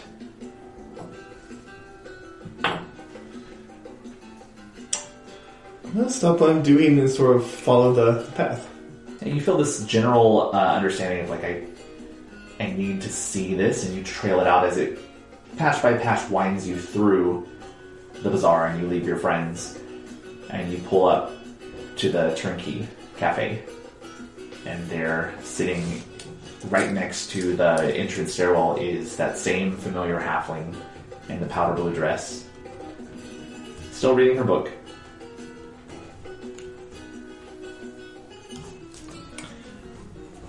I know you, don't I?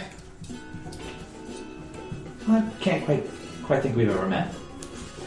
Except for briefly outside of your shop.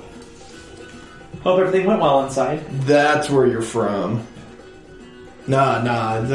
Well, I mean, I could have been better. Could have been worse. Well, hopefully all's well. Your mother seemed to be quite kind whenever I saw her earlier in the day. I'd hate for anything bad to happen to her. Am I to take it that you are one of the purveyors of herbs in this town? Well, yeah, I help out. There's my family business and a few other people that, you know, I can get things in the Deadwoods and some other places that, you know, people either don't normally tread or just don't know to tread there. In the Deadwoods? Yeah, in the Deadwoods. Well, must be a very brave sort to travel into a place that you know is cursed and should not be tampered with. I mean, I wouldn't say it's cursed. It's just a little spooky. If I might ask, how far have you gotten into the Deadwood?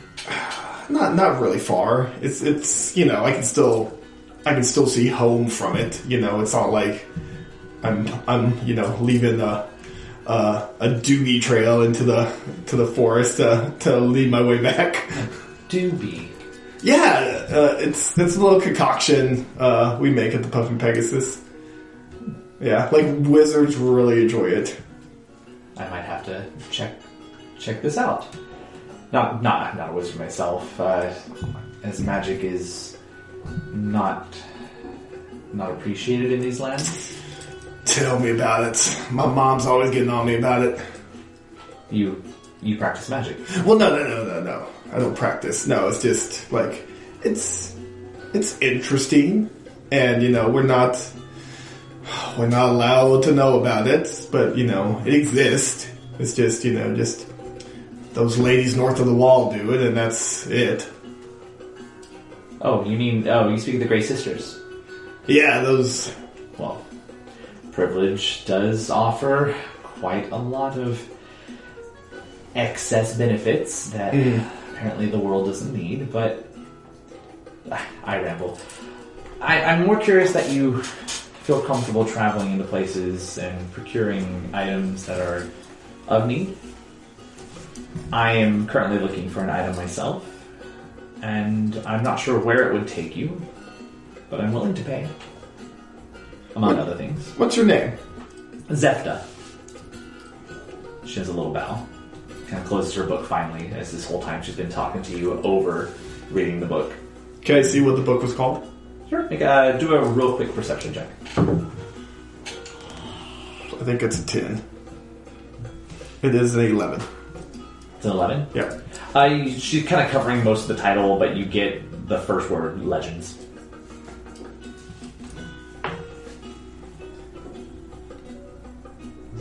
If you're interested. Absolutely. What are you looking for? Actually, me and my brother were unfortunately swindled and found one of our possessions to be stolen and brought to this town, and we're in search of it.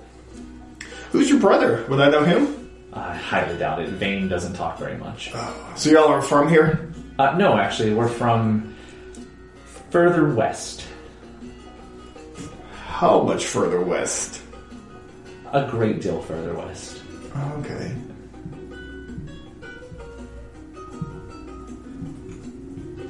So did y'all come here on the windy way?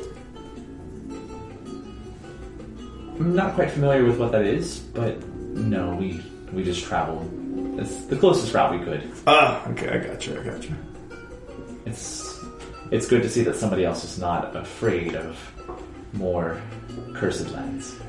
I mean, I wouldn't say it's anything to be afraid of, but you should definitely, be on guard if you're in there. It's just, I seem to have a natural talent about, some of those things. It just makes it easier for me. So I do what I can for my family and the village. A natural talent. Yeah. Perhaps it's you and your natural gifts that I am in need of. If you'd be willing to find this creature for me. Oh, you need a creature? I mean, yes, I'm kind of a shepherdess myself. Except we take care of lots of different various beasts and provide them sanctuary. One in particular was taken from our establishment a couple of weeks ago. Where's your establishment at? Pretty close to my home in the west. In the west. I'm gonna go on a limb. I think I know what you may be looking for. Oh, do you? Yeah. I mean, I don't want to keep anyone else in the dark. What exactly is it that you think I'm searching for? Well, I think it's an animal. Well, I I clearly have told you that. Sorry, I dramatically paused. Should have done that. I may have seen it today. But I've also been scolded by all of the ladies in my life today about being better with money. So it'd be cool, how much is this information worth to you? Information? It's not really worth anything to me. The creature is what's worth to me. I hear you. So you say you've been scolded by money. I take it you're having money problems? Well, yeah. The shop's a little bit behind on rent, and there's the Bag of D's that owns a lot of the land around town, and he's trying to oust us. So I'm trying to get 75 coin by tonight to pay the rent.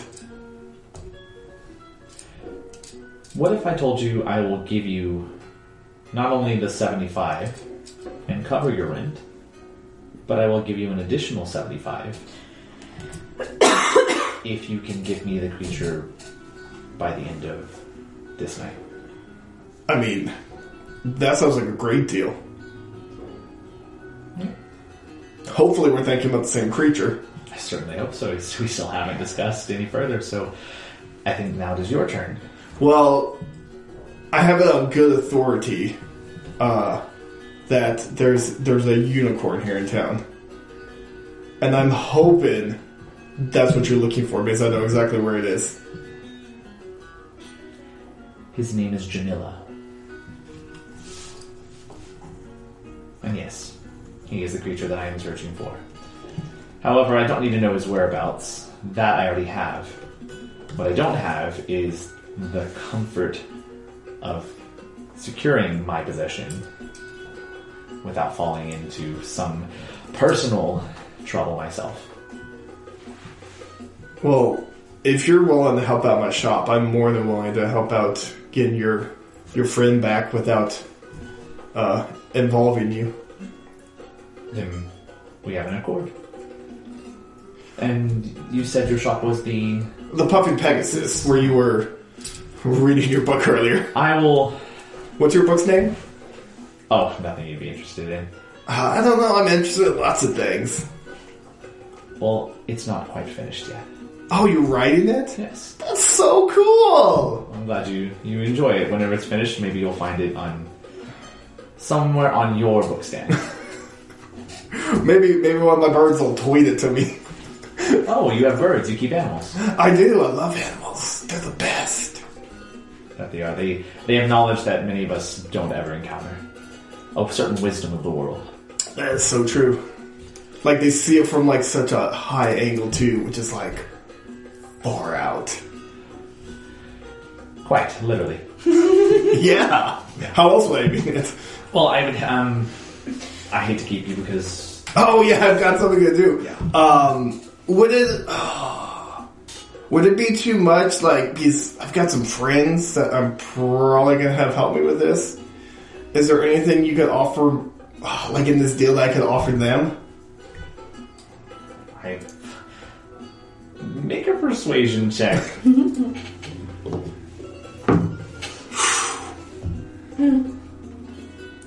9. I'm Yeah, fairly certain that with the additional 75, you could find ways to entice them. However, a man of your prowess and your reputation for not fearing the dead wood, you should be fine. I doubt that you would need help. But I'll be off. I'll speak to your mother and give her the money that she will need. Be sure to let her know that it was because of your efforts. You're the best. Just don't spend it frivolously. I mean, if you're giving it to her, that's going to keep me from spending it. I figured.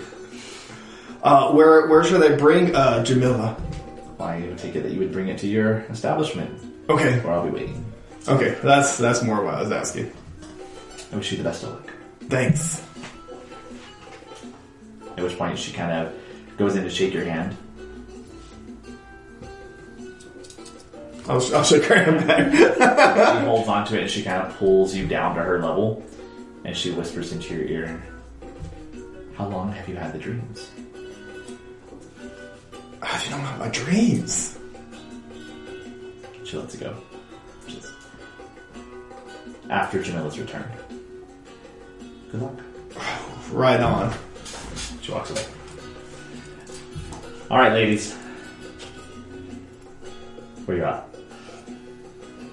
I was so into that part. I don't remember that. So, last you had just found some coin and were showing it. Yes. I was Teaching me about stealing. Mm-hmm. You're all continuing about stealing, or are you all waiting for that? Just waiting. Yeah. Alright. So, Dakar, are you coming back? Yes.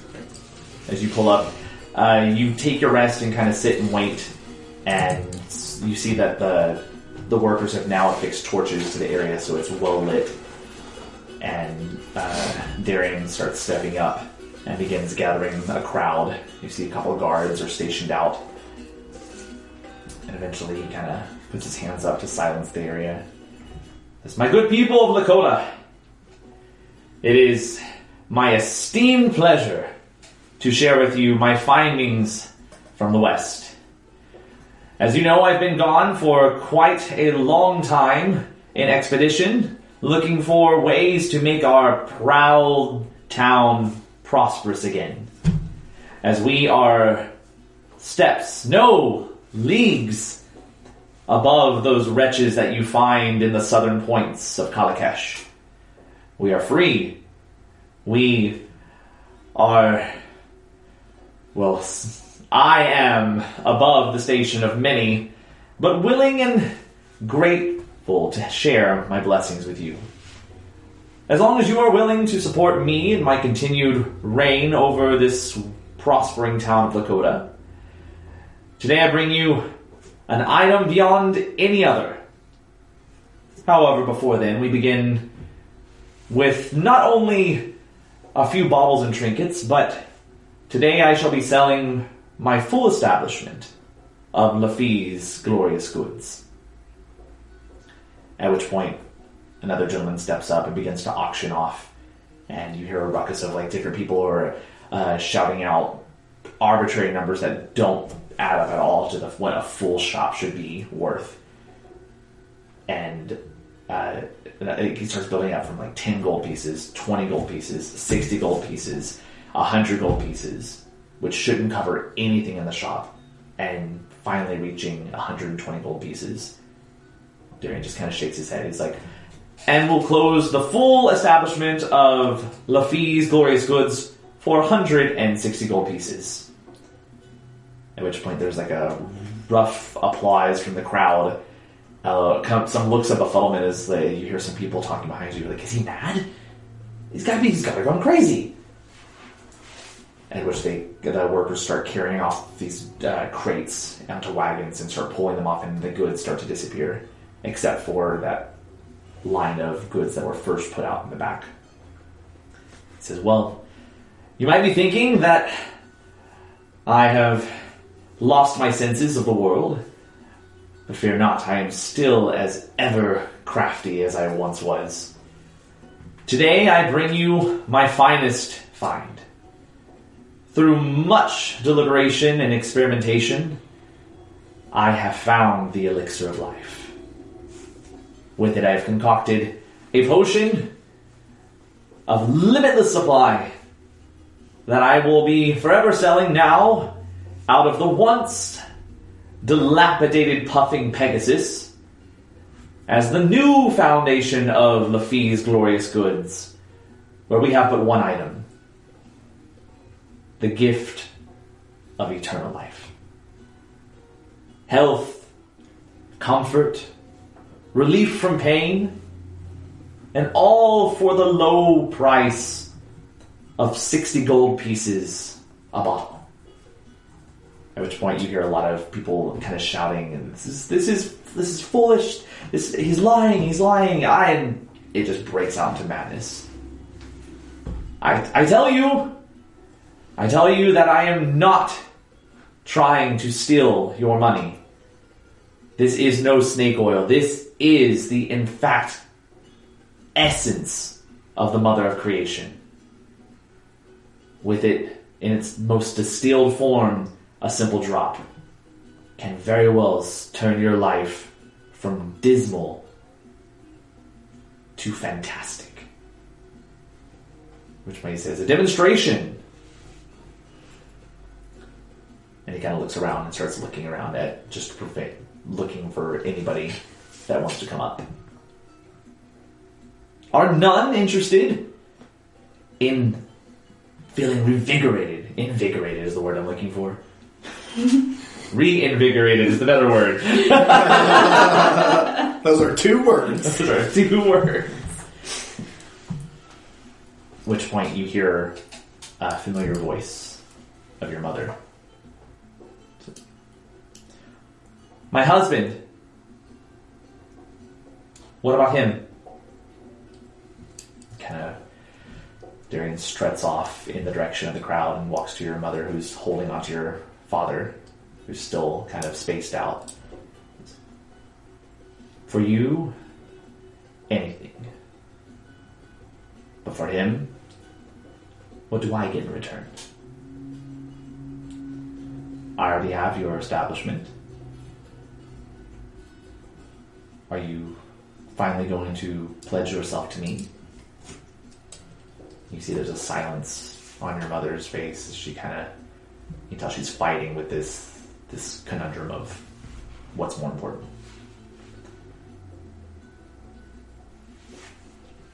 Ma, we got the rent. This baby flips over and looks at you. Of course. the pigsty of a man, Dakar, here to ruin my afternoon. I mean, I wouldn't have it any other way. I have not seen any money for rent. Well, we have until sundown, and I assure you we have it. Well, as the sun has begun to fall, please, by all means, show me where is this money. It's at the shop. How convenient, good people! On the day that his family falls into destitute, the money has magically appeared and is sitting somewhere else. Lilith, I will gladly give your husband a sip, a second chance, but only if he pledges to abandon you and leave you here with me. That doesn't sound like a good trade. Don't do it, Pop! Father doesn't say anything. His wife, Lilith, turns and says, I can speak for myself. And she looks at her father. I do love you. I would not have left my family for anything other than you and our wonderful, wonderful family. But now, it's time for me to think of how I can help others. As much as I scold him, I can be more like Dakar. She kind of puts her hand out and walks over to Dorian and says, I'll go with you. At which point, he takes out a small vial of bright, iridescent pink, kind of unplugs it, puts a little bit into a spoon, and hands it to her. She rushes over and she feeds it down to your father's mouth. And it's almost instantaneous that you see a color come back to the irises of his eyes as he kind of takes a breath and looks around, holds her cheek and says, for the first time in many years, Lilith. And you can tell your father's back. After many years of not seeing the man, it's as if he just suddenly remembered who he was. At which point another guard comes and grabs your mother by the arm and starts pulling her away. And she starts screaming and fighting back. And Dorian says, I'll counsel you later, my love, in our chambers. Go ahead and take her back. But to the matter at hand, you see how this poor wretched soul has been brought back from the end of obliteration. What say you, good people? How much do you pay to take home not just one case, but all the cases that we have distilled so far? You may sell this at your own prices, while I purvey more. At which point you see people who are now pledging and holding up bags of money, and they're just trying to be the first person to jump in on this. What do you do?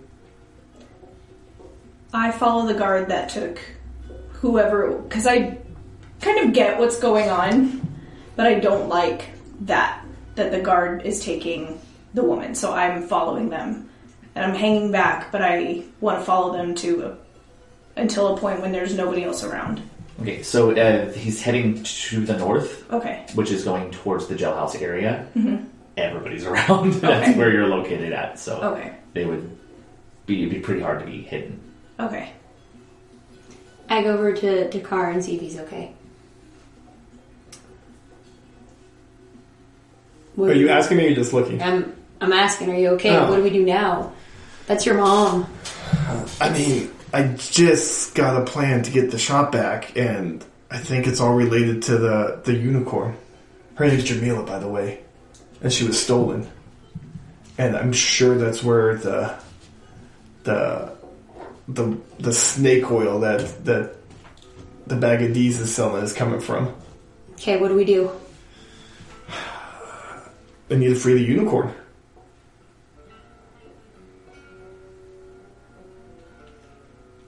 Okay. Let's go free the unicorn. Let's do it. We probably should plan this out, though. Wish I would have stayed. I'm still there. And at this point, there is more of a mad rush as people are kind of going towards the front as they're piling over with their money, trying to talk to the auctioneer and just get their word across of what they'll pledge. Where's... it looks... There's a ruckus going on over there. It's not my That's fault. quite the ruckus. Do you think Good job on that ruckus. Did I do that? That was me? That's what it looks like? Exactly. I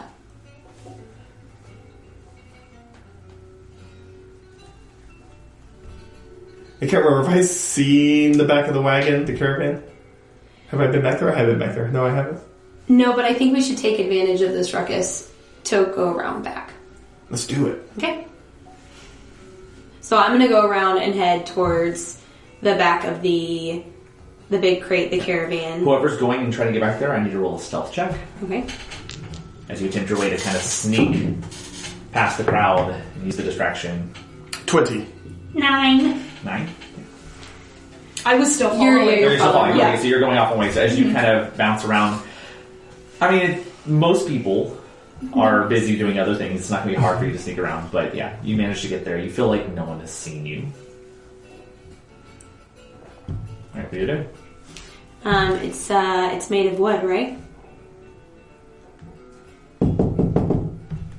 I would say so. It's like mahogany.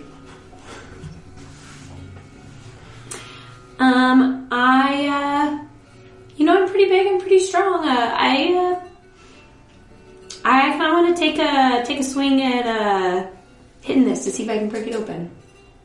Go for it. So you're going to roll an attack? And this is with your hand axe or your... Unarmed strike. Oh, you're just going to punch it? I'm just gonna punch. I'm just gonna go. Go for it. We're gonna work up to things, okay? Warm these puppies up.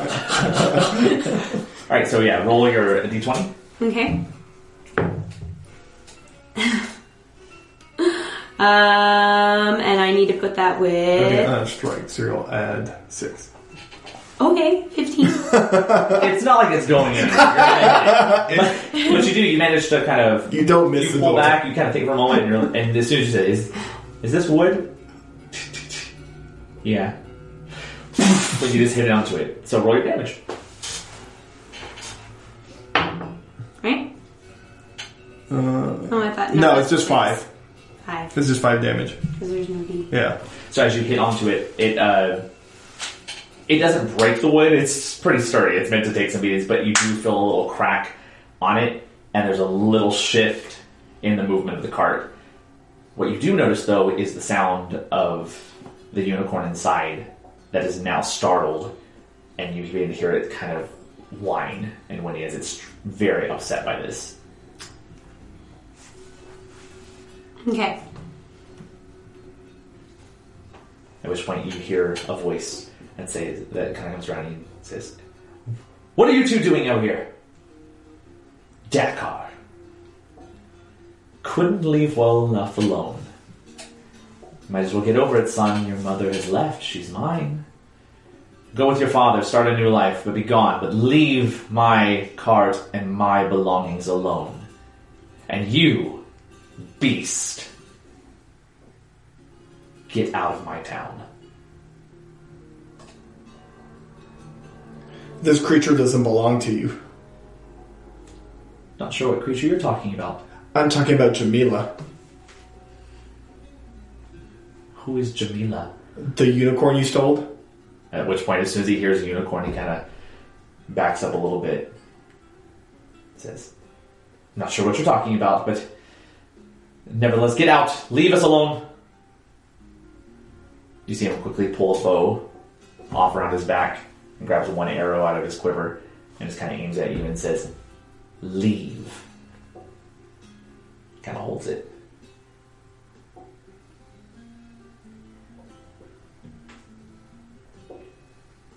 Do I hear any of this? You hear the crowd. Okay. Okay, I'm gonna step in front of Dakar.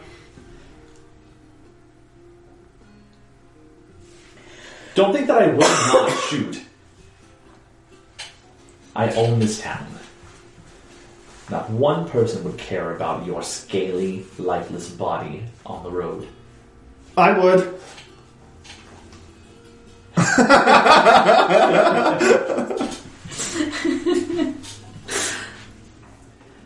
At which point, you see a little glimmer of a smile kind of peek around his kind of grimace.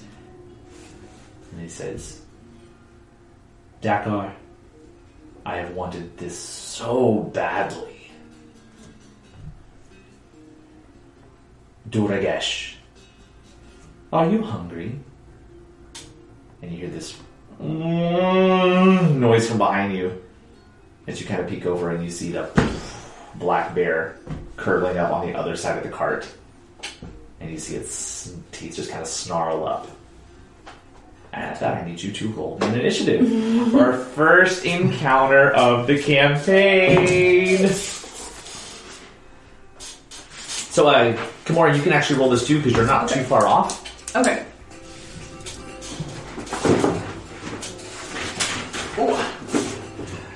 Let's do this.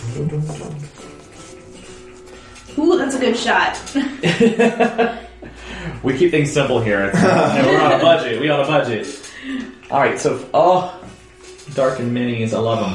All right, so right now we have this giant. So you'd be right about there. Behind you we have Dakar, and then coming around the corner, we got Dugamesh. In front of you, Darian.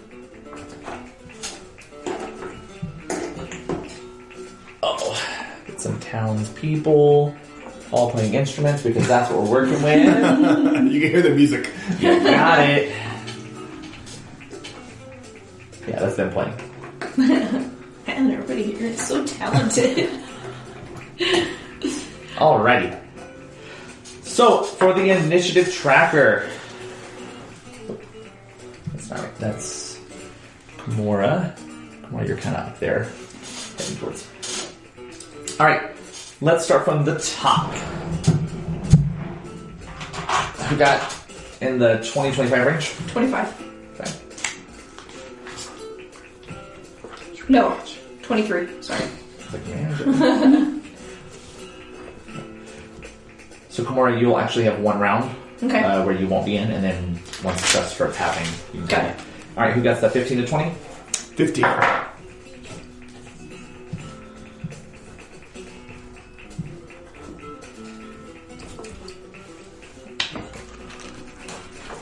Alright, so what'd you get over there? 12. 12!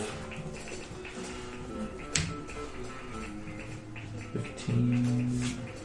Alrighty, so that's gonna start us off with the burr. So Dugamesh kind of pulls up and he starts just pushing right towards you, Dakar. Mm-hmm. And you see him kind of pull up on his hind legs and just goes with his hands and he just goes to slam into the back of your body. That is a nat 20. Oh! No. Starting out badly, sorry. Nat 20. So for those of you who are tuning in, we do things a little differently here. For our nat 20s, we go for doubling the die and then we add the modifiers in. So not something that's crazy. However, we do not allow for a die to be a 1. So if you roll a 1, it needs to be re-rolled. That way your critical is actually a critical and not just a dinky 3-point damage. Yeah, so no 1s on, Been there, done that. on criticals. Got it.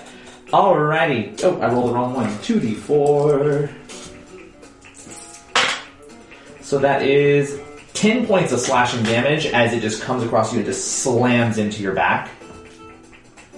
And then it kind of, as soon as you get slammed, you kind of push into the cart. It goes with its other hand, or it goes with its mouth and tries to bite onto your leg. That is going to be 11. Yep. Oh, no. 11. So as it goes to bite, you kind of pull your foot away and sidestep away. It kind of just gets really frustrated. That's going to take us to Dakar. I'm going to cast Speak with Animals. Okay. So like I'm just gonna like Crocodile Dundee, like look the bear in the eyes and be like, bro, what are you doing? Be cool. So as you Caldas, you look over and you see this bear just attack Dakar and get slammed in, and he turns and just starts these guttural noises. Anything else you want to do? You have a bonus action and movement if you like it. Can I do? Can my bonus action be a spell or no? It cannot be a spell. It can be a cantrip. Okay.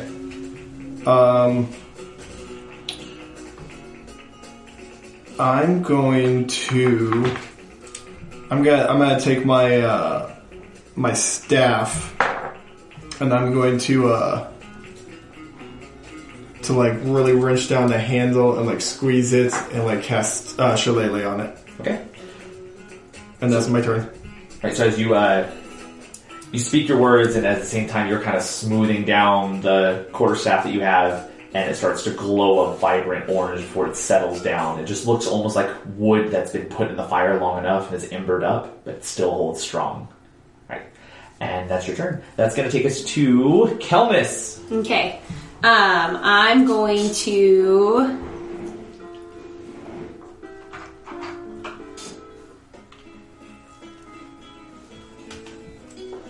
I want to ask you if the bear talked to you. Like, is it okay for me to attack this bear? You had a moment with him. I'm not allowed to answer him. Yeah, Till so it's you my can turn. talk about You say that. So that's, I hear you. It's like going for my turn to respond. you still have your action and your bonus action. That's just kind of a free talk. Okay. I'm going to...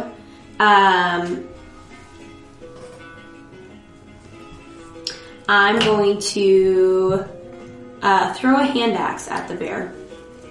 At the bear? Yep. Alright, go for it. I'll say, yeah, he's pretty much there. He has no cover. So as you pull out your hand axe and you go and you do a quick throw, go ahead and roll an attack. Just 10? Yeah. And damage? You have to give me the number for the That'd attack be first. plus 6 to whatever you rolled. 16. 16. So unfortunately... Oh, no, it does. So as you throw and it just plants into the shoulder of the bear and you hear it just pull back. Go ahead and roll your damage. 8 damage. 8 damage. Yeah, so it right now has this blade just kind of sunken in its shoulder. It's kind of hunched over and it's whimpering a little bit. Right. Anything else you want to do? That's your action. You have a bonus action if you'd like it.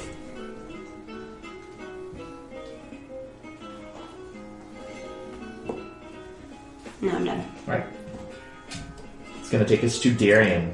So Darian kind of steps back. You see him kind of pull across the cart, but as he's doing that, he reaches and grabs this necklace that's been around on top of his elegant, extravagant wardrobe, and he kind of squeezes and you see this bright pop of orange, and then all of a sudden you hear just screams come from the other side of the cart. You kind of look over in that direction, and on the top of the cart you see the spray of orange light. You actually would see this because you're on the other side. The hulking plate of armor that was struck up all of a sudden lights up orange as well, and you see its head just turn a little bit. And that's its turn. So we actually need one more mini. Oh.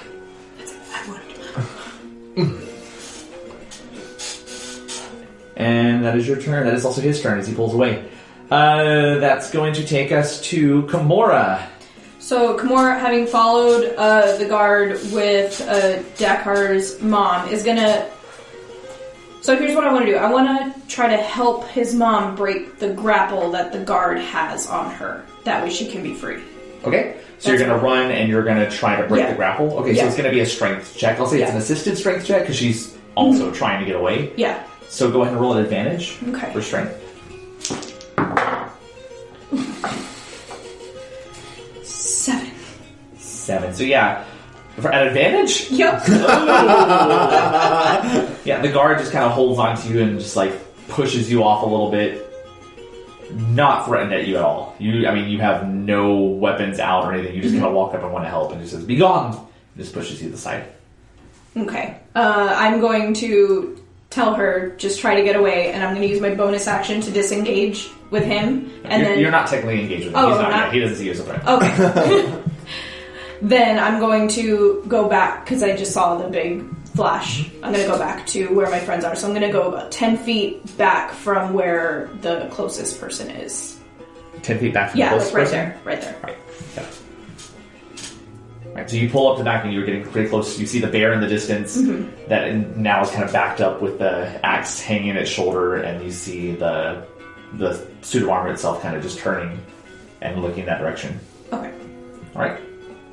At this point, everybody else kind of backs it up just a little bit.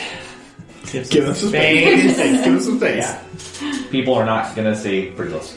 All right, that takes us to Dugamesh. Pulling back, seeing that he just kind of comes back in, and he runs up. He's going to try to make another claw attack at you. Dakar. Ooh. Natural 2 doesn't do much, I'm sure. That barely misses. Yeah. So he goes in, slams, you duck, and he slams in where you punched and did, like a decent amount. He slams into the cart, and it just rips right into the wood and splinters it down. And you hear the horse inside again that Pegasus is just getting more and more frantically upset. Right, that's going to be... Oh, he gets one more attack.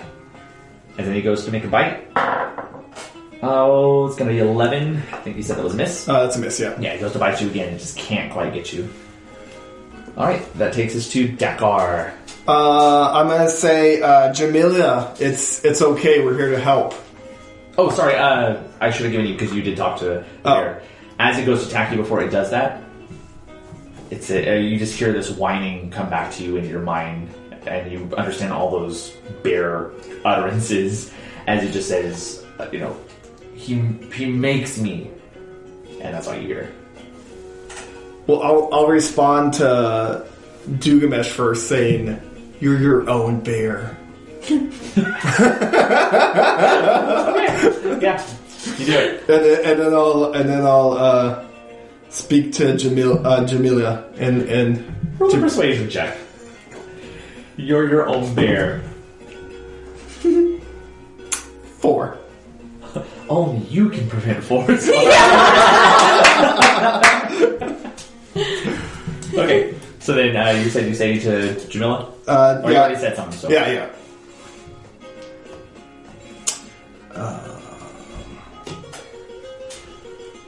What did you say to Jamila? I told her, don't worry, we're here to help. Oh, okay. And I will...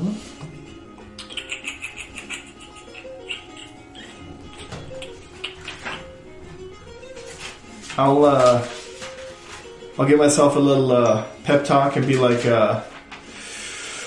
"Ooh, you can do this! Like, it feels so good!" I'm gonna cast Healing Word on myself. Okay. So you pep yourself up, and at this point it's not that you even know you're casting a spell, you just innately just start talking to yourself, and you feel invigorated. You almost feel like you just pep talk yourself up a lot, and you get through things. It's never been an issue with you. But yeah, there is a sense of magical aura that kind of peers over your body, but it doesn't show. Alright, anything else? No, that's my turn. Countess. Okay. I am going to...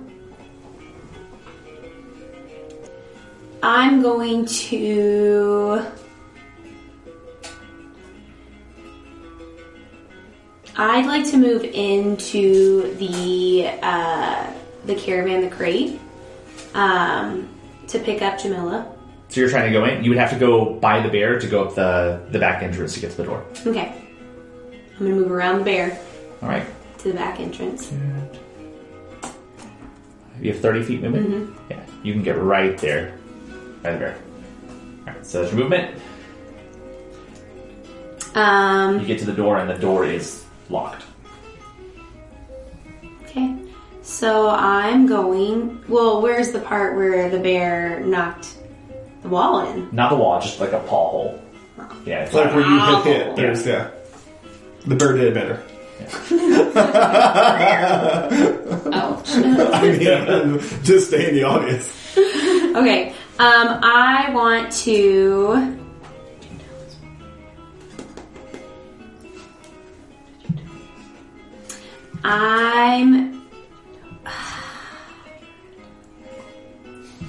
What you doing, Calmus? I know. Okay. I have another hand axe. I'm going to hit near the lock to try and break the door open. Okay, so roll an attack.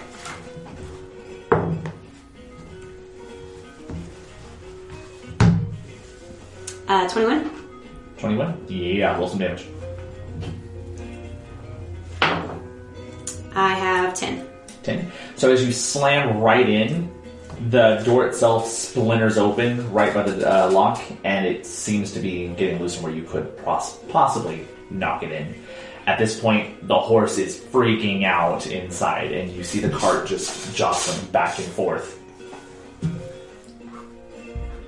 So is that your action? You have a bonus action if you want it. Not really what I can use right now. Okay, that's going to take us to Darian's turn. So Darian is going to... He kind of pulls back and shouts out and says... take them! Get them! Kill them! And he just backs up. Doesn't seem to be a fighter. That takes us to the armor. For the first time, the armor turns and it looks around, and you are the closest thing, Kelnis. So you see as this giant, bodied armor set just kind of looks up at you. No sense of humanity at all. It reaches up and it's going to try and grab you and slam you down. So I don't think this hits, but 13? Nope. Or sorry, 12? Nope. Yeah. So it goes to slam into you and it doesn't work. So it goes the second hand with the other hand and goes to slam the other way. That one I think is going to hit 23. Yes. Yeah. Doing 8 points of bludgeoning damage as it just pops right into you and you yourself get pushed to the side. You take the hit. Okay. That is its turn, which takes us back to the top. Kimura. So Kimura is going to run behind the bear and go ahead and hit him with her rapier. All right. And that's going to be a 23 to hit. 23 will definitely hit. Alright, so that's going to be...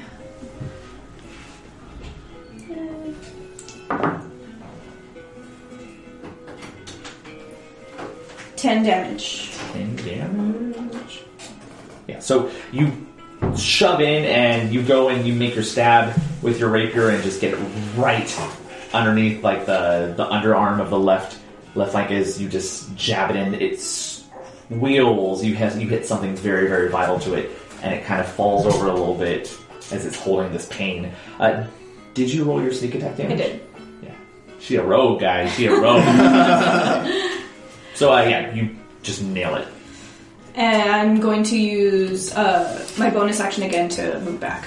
To disengage and move back. Okay, so you're disengaging and move back? Yeah. How far? You have about 10 feet left. Yeah, 10 feet.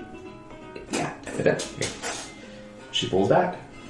Alright. Dugmash taking that hit. Just kind of, you hear him utter one more thing to you, Dakar. As he just says, I want to stop. I can't. And then he keeps fighting. And he's going to make his attacks at you, Dakar. First one, another natural 2. That's a miss. I figured it was. Second one. God, she's rolling horribly. He's hurt. That, yeah, it's a 9. Well, I mean, the crew at the lead off almost killed me, so... Just can't quite get its strength up after being attacked. That's going to take us to Dakar.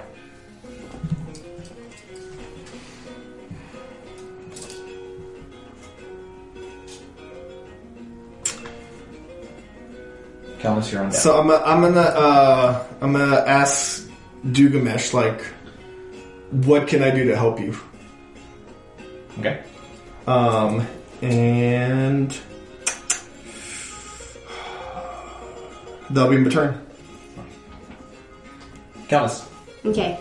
I'm going to use my breath weapon, but I'm going to attack the armor.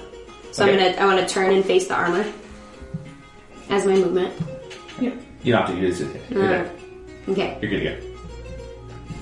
So I'm going to take a big deep breath in, and I blow out,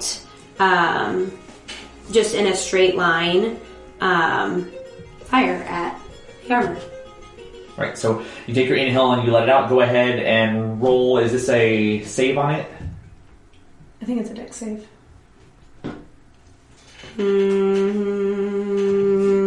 Should have some kind of either. It's probably dex. Dex 12 save. Dex 12 save? Okay. Natural 20. At which point it kind of just like steps to the other side. It's still going to take damage, I believe. Will it take half as much? Damage. Yeah. So go ahead and roll your damage and it'll take half of it. Nice. 6 damage. 6 damage? Cool. Yeah. Alright. Right, so the fire kind of curls up over the metal hood at the helmet. You see it turn a bright orange before it just cools down and it's back.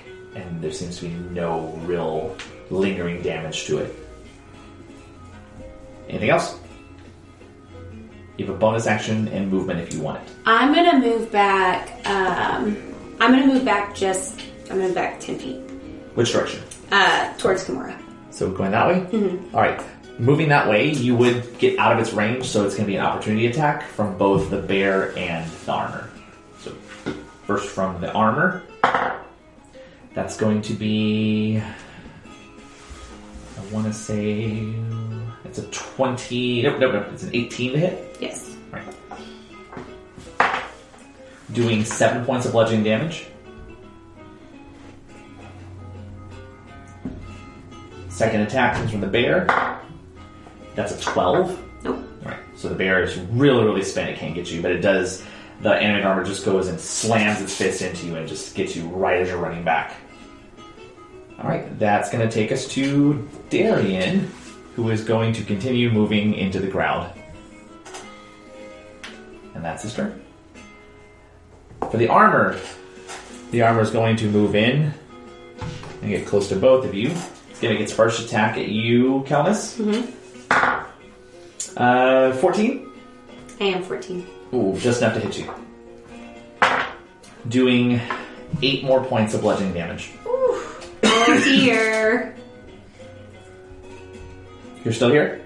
Nope. Nope. You go down? Yep. Alright, so as you back up and it just kind of runs in and slams into you and just sends you plummeting down, you are unconscious as it just pops one into you and it looks over and it sees you, Kimura, and it goes for another attack. Okay. So as it slams its other hand. 9. Nope. Yeah. You quickly evade. Seeing your friend, your recently become best friend, just hit the ground and you thought she was tougher than that. You just step back. Alright, that's going to take us back to you, Kimura.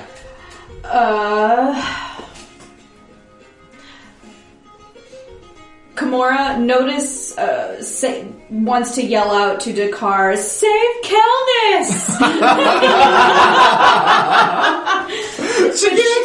she really doesn't want to lose Darian, so she's going to use a bonus action to dash all the way to him, and hit him with her rapier. With Darian? Yeah. Alright, so you have 60 feet? Yeah. So you 5, 10, 15, 20, 25, 30. Yeah, you can easily get there. Okay. You're going to take the opportunity attack, though. That's fine. Right. So I can get you here. Alright, opportunity attack. 14! Nope. No. As it slams into you, you kind of duck under, do a little roll on the ground, and then start sprinting. So yeah, you make your way there. So, him being in a crowd of people, would he be surprised if someone were to attack him? Nah, he's watching you the whole time. I had to ask. No, I mean, by all means, ask. 21. 21 will definitely hit. 8 damage. 8 damage. Alright. That's going to take us to the armor. No, it's going to take us to Dugamesh. Maybe. At which point he responds back to you in your question, and you just hear, can't, want, can't. And he rears up and he goes to hit you again. First attack. 11. Miss. Second attack. 22. That barely hits. That barely hits. That does it. That scratches the back. That number did it. That'll scratch the back. All right. That is going to be 6 points of piercing damage as he bites into you.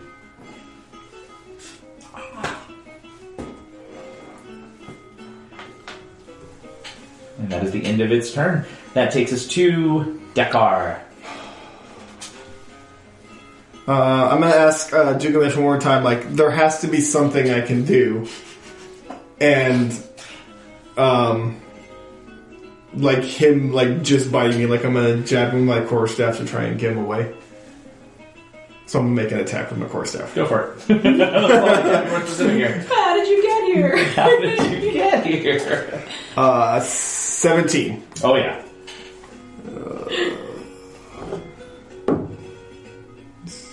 7 damage. 7 damage. So you go and you intentionally are like trying to like push this bear off and not really cause any damage. It fights your very nature of how you feel about your friends and your birds and your animals you dwell with. But the power you've imbued into your staff with the Shillelagh spell, you go and you tap it, and as soon as it touches his head, it just snaps his neck, and you see the whole body of the bear just fall. And he gone.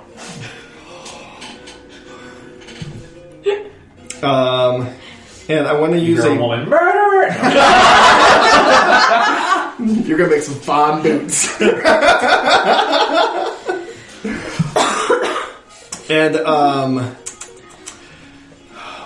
hearing what you said, like, and just that rage of me, like having to attack this bear, like all my energy, like I'm just concentrating on Kelness, and I'm like, what can I do to help her? And I want to use one of my Balm of the Summer Courts to heal her. So all of a sudden, there's this bright iridescence that kind of shimmers up along your skin, and it matches that kind of almost hazelish color that people's eyes can turn, and you have this warmth in your body, and you just look over and you're just thinking, I wish I could help her. And all of a sudden you see Kelvis's body just kind of lift up and pop as she just comes back to consciousness. So, roll for your health. Woo! You have 11 plus 1 temporary hit point. Okay. So you're up.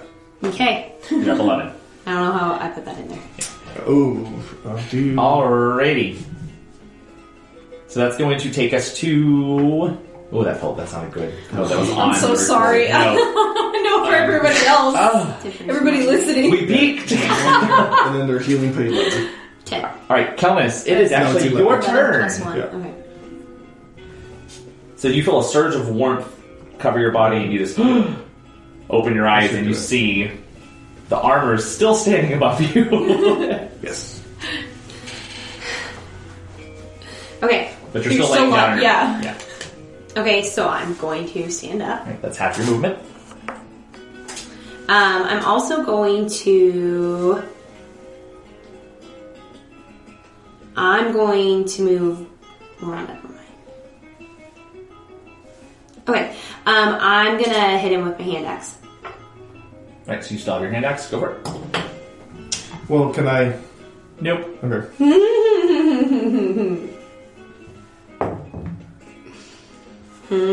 13. 13 for the armor, sadly, is a miss. So you go in and it actually just hits, and you just see a little spark, dink, but it doesn't catch at all. You also have a bonus action if you'd like it.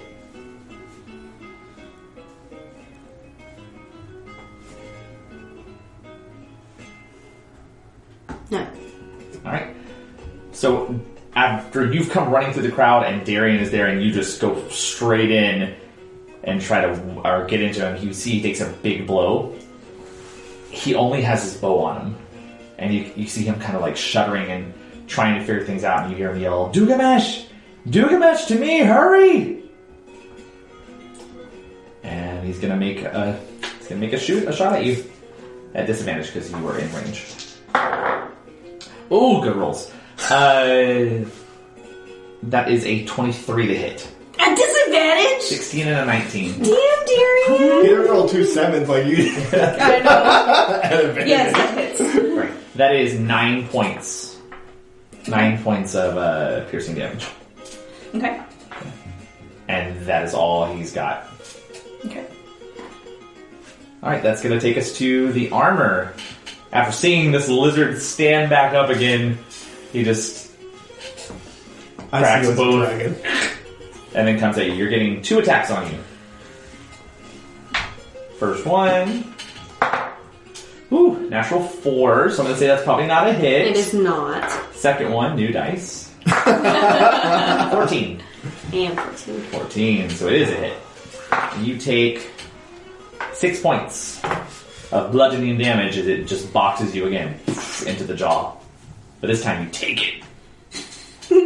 A little bit.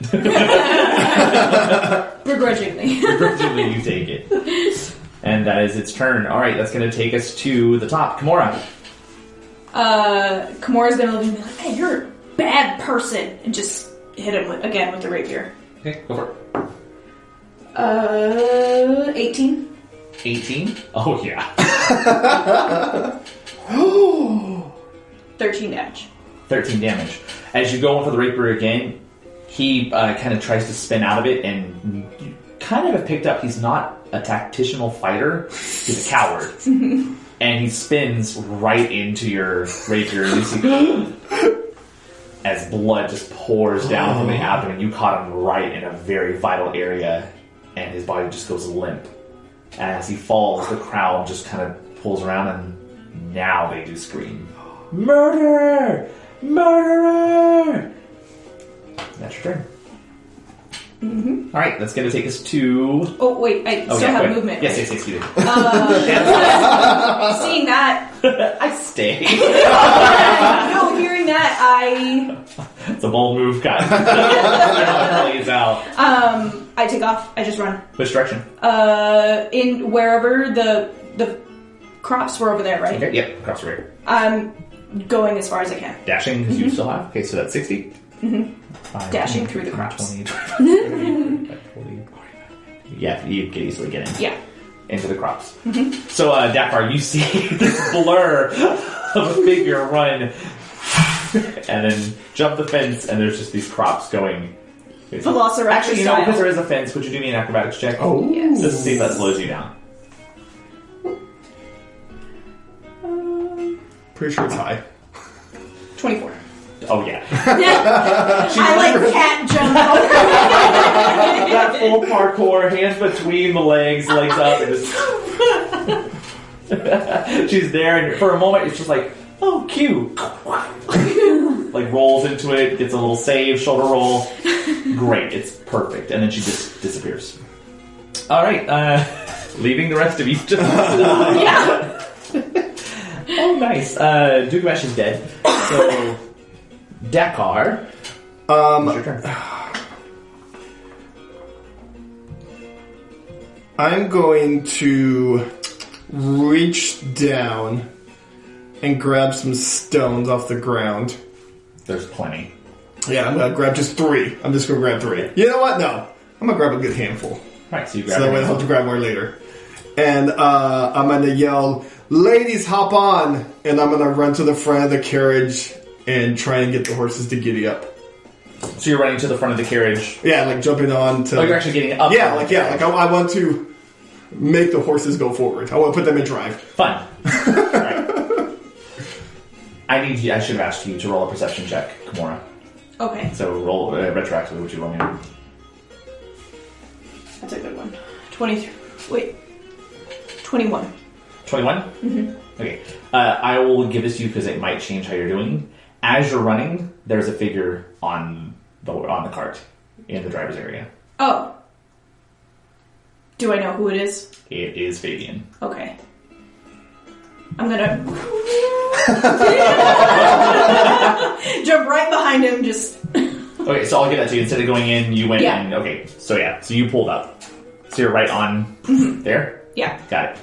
And now, I'll give it back to you, Deckard. Do you want to do that? Well, when I make it to the front, I see 2 people sitting there. Correct? Is there room for a third person? I mean, you could try. There's also the top of the cart.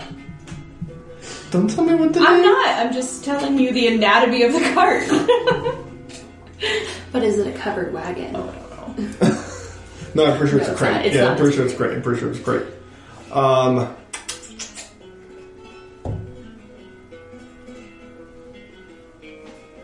Music. You know what? I'm gonna yell to Kelnis. Get on the caravan. I'm gonna run to the front. I'm gonna mount a horse that's of age. Doesn't matter. It's a horse. And tell the horse, "Fly, you fool."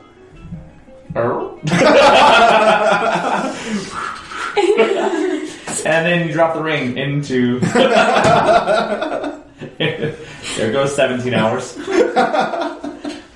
Alright, so where are you going? I'm running up to the front, seeing 2 people on there. I'm gonna actually mount a horse. Okay, so you're going to try to mount the horse. Yes, I'm gonna mount a horse. Alright, so you mount the first And then horse. since I still have speak with animals, I'm gonna ask the horse politely, "Could you get on up?"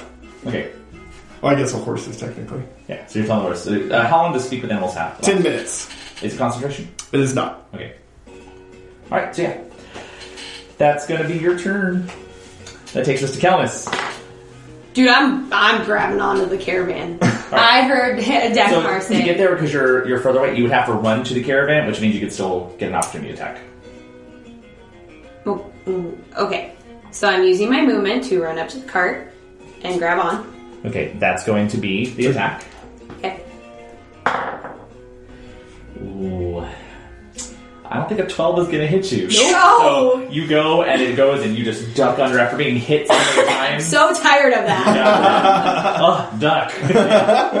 You make it through, and you begin to run. So yeah, you get to the back of the cart.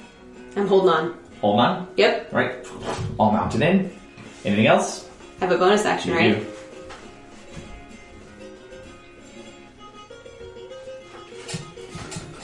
Those people are still playing. Going.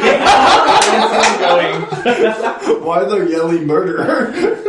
Those Don't stop the music. someone in the crowd is just like, "Oh my god! I love this murder song. mystery." Thanks for coming to my party. It's the Malcola bar mitzvah. Okay, that's all. Okay, that's going to take us to the armor, because Darian is down. But is he dead? Actually, no. At which point, there is a sudden ruckus in the crowd. I love that word, ruckus, today. There's this sound Word of the from day. the crowd. And that's all, you know. Alright, that's going to take us to the armor, which will be able to make it over. It's going for you. First attack, natural 20. No joke, natural 20. We need a dice cam. Just hold on. Just hold on tight. That's it. Can I hold on while I'm unconscious? Right. Oh yeah, because it's going to be it's 8 points of bludgeoning damage. As it hits into you, and you just let go and fall down. And because you're there, it's going to hit you one more time. That's 2 death fails. Okay. Because it is a melee attack. Which takes us to the top. Kimura.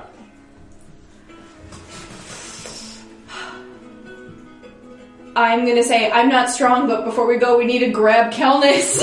We have to drag her with us. We have to bring her with us.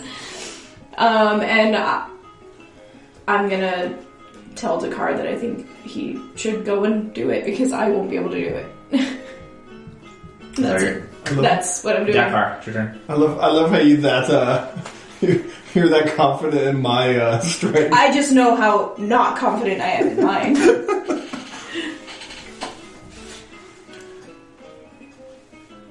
So basically, you're telling me she's down. I'm telling you, that she's in the back. Uh-huh. We need to get her on. That's all I'm saying. Okay.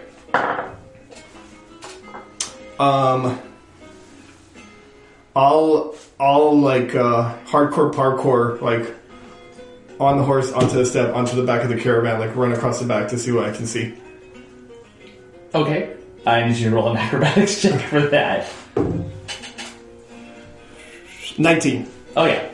So you kind of hop up, jump over, they kind of split, and you hit a step, climb up to, fall to the top. It's only a couple of feet, so it's easy for you to kind of push yourself up, run over, and you see that she is down.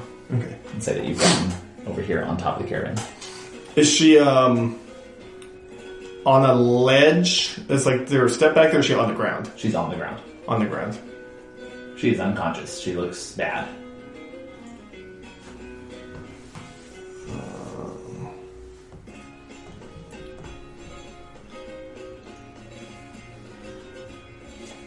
Then I'm gonna do the same thing I did earlier, like squeezing those stones in my hand, like Kelnis, get up! You have one more? Yeah, I do. Alright, roll your health.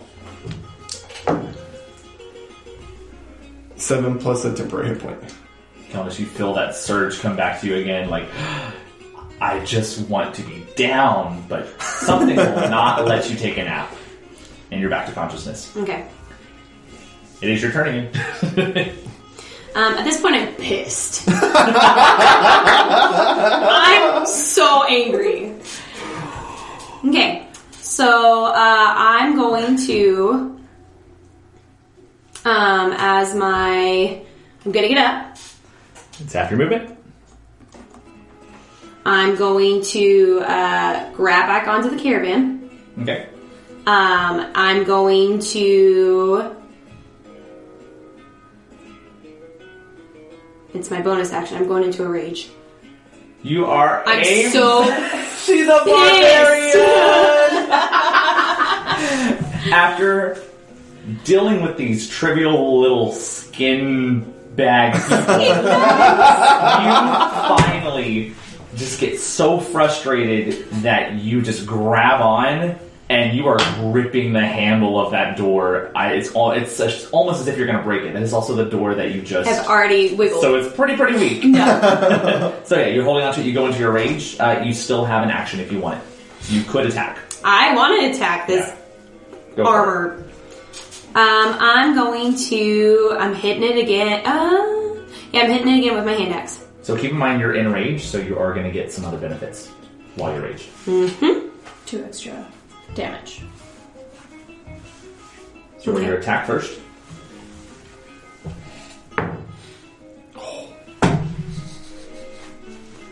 It's okay. Good. 1. Yep. How'd you You know my face so well. Damage is... Oh, no, that doesn't work. Damage That doesn't work is- there. That doesn't work there. Unfortunately, not yours. Yeah. There's something about your race, and just when you get angry, naturally you'll get a little Fiery. stupid. And but no, you get really angry, and you take it out on the left hand when you're holding the axe in the right hand, and you put too much focus in holding and not enough in hitting. But you feel like you did it. You swung really You hard. did the thing. Yeah, you swung really hard. Do it to him. You swing and it goes so hard that you actually hit in, and now it's launched into the wall on the other side of the door. But you're pretty steadily. Well, now I'm holding on real tight. 2 handles. This is good. Something good came of this. 2 handles. All right. At which point Darian is not Darian. This is where Fabian is. Fabian just shouts out. He goes, "Are we going?" And prepares to rush the horses as soon as someone tells him. So the horses don't listen to me? Those jerks. All right. I need... Oh, the armor gets to take its attacks. You're the only one I'm right there. However, you are at a... I'm in a So rage. it's half damage. Mm-hmm. Ooh. I'm sorry. Okay, first one is an 11. It's a miss. Good. Second one is a 15. Okay. This is half damage, though. That is 5 points of bludgeoning damage, so it's reduced to 2. Okay. So you should be at... Do 6. My hair. Yeah, we had that in there. So there we go. Maybe it didn't hit play. Okay. Or no, you would have had 7. I was doing the total. So up at 1 from 5 to 6. All right, that's going to take us to Yeah. Kimura. So Kimura's going to turn to Fabian. I think this counts as a tie. Let's go.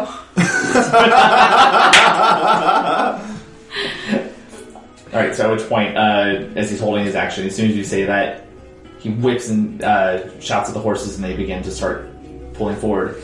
And he just kind of winks at you, and he's like, "We still have more to compete with." And as he goes, he puts his hand and tries to push it around you. She just kind of does it. And the horses do pull up. So as you start to go away, it's going to get one opportunity attack from you because you are Right there. I'm right there. It's a natural 20. Oh, good. But Still at half. half damage. It's really, it kind of cancels out the natural. Oop. Gotta reroll once.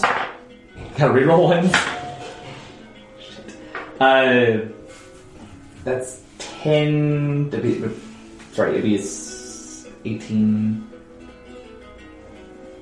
22, so it's reduced to 11. Okay. Well, You down? yep. You let go again. Alright. As the cart begins to pull away and your body just falls off, but nobody knows. It's fine. I mean, I know. I know. Well, yeah, it would be because you would see it, so Yeah. you see her go down. Can I try to grab her as a reaction? She's below you. Okay. Yeah. Alright, so as you pull away, I will say at this point, you all have one round if y'all want to do something, otherwise she's left. I'm gonna yell some inspirational words her direction. Alright, well, first off, it's the armor's turn. At which point it begins to move and it tries to get closer to you guys, but we're going to say that y'all have already taken off. You're going that way. It's going to be Kimura. Do you notice? No, I wouldn't say that. I'm too busy. Dakar, you get the final thought. I'm gonna kill this. You're so shiny. Get up. I'm gonna use healing word. Okay. 3 hit points. 3 hit points. You're back up. Temporary or... Regular. Yeah, your temporaries are gone. Now you're just a regular. Alright. As you pull up, so you are kind of over here. What do I do?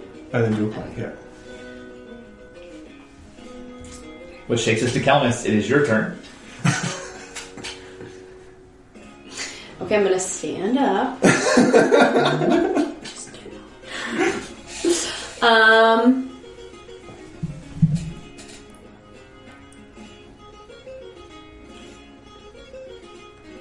They've moved like way far beyond. Yeah, they're taking off. Do I know anything about Darian? About who? About Darian. About him?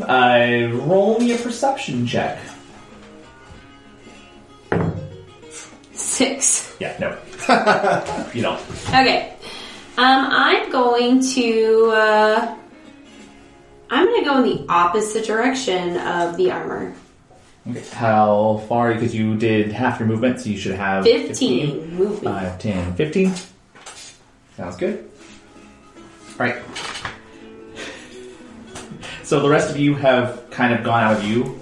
Since you don't know it's not going to stop, it's going to keep going. Dakar, do you have anything you want to say or do? Because once we're done with that, you guys are out of the picture.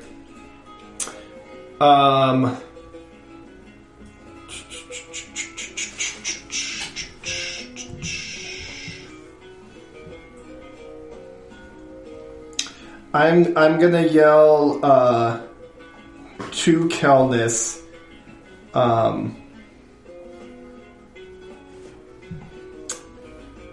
That we will find her at the Turnkey Cafe. You yell that out? Yeah. Okay. And then Right, and then it pulls away. well, I want to sling a rock at the suit of armor. You're going to sling Gaber sling on you? Yeah. Go for it. Roll your attack.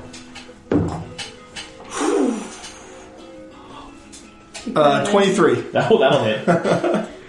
Where were you this whole time? 6 damage. 6 damage. To the armor? Yeah. Okay. It just hits off of it and takes a little ding as its helmet kind of spins around. You just labyrinthed it with that little like Ludo, bad, rock's good. Gotcha. Shoot!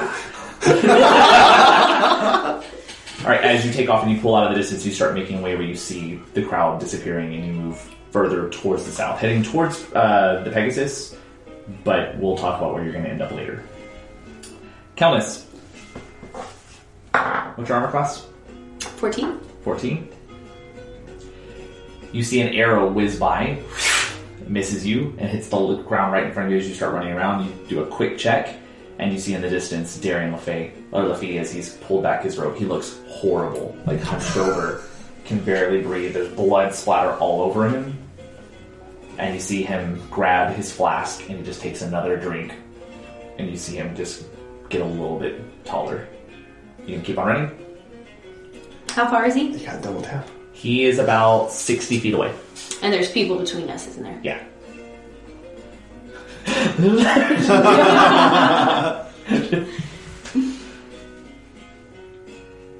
I'm going to...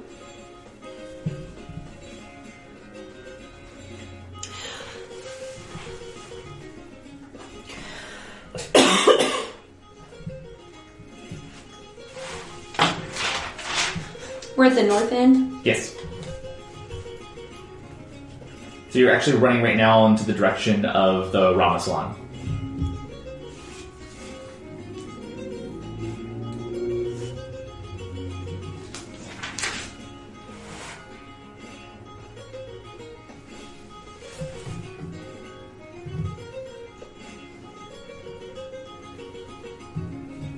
Get a run? Yeah, I'm going to keep running. Alright, as you continue taking off that way. He's going to get one more attack at you, as he's got some range with his longbow. Oh, natural 5. So another arrow goes by, and you were able to run past the guardhouse, and you make your way into the north. Okay. And as you disappear and you continue running, you hear the crowd itself yelling. And that's where we're going to pick up next time. As your newly found Dragonborn friend has been lost and could be dead, could be captured. Kelnis, you are the only one who has seen that Darian is still alive. And must be that there's something in that flask that keeps him able to go. You have your prize quarry with Fabian. However, you now need to start deciding what your next step is going to be. As we will come back eventually in 2 weeks for episode 2 and see how this gang of misfits and you're really good at strategy but not really good at execution. Everyone has a flaw. So we'll see how it turns out next week. So thank you very much for staying with us. If you hung with us the entire time, that is your trooper. If you are just kind of binge watching as you go, thank you very much. We appreciate all the support you've given us, and hopefully we'll see you again next week or in 2 weeks when we come back together for our next episode in class. So till then, class dismissed. Yay! Woo! Woo! Thanks for watching. If you enjoyed this video, make sure you give it a thumbs up. Subscribe below and be sure to follow us on all of our social medias at Night School RPG. See you in class.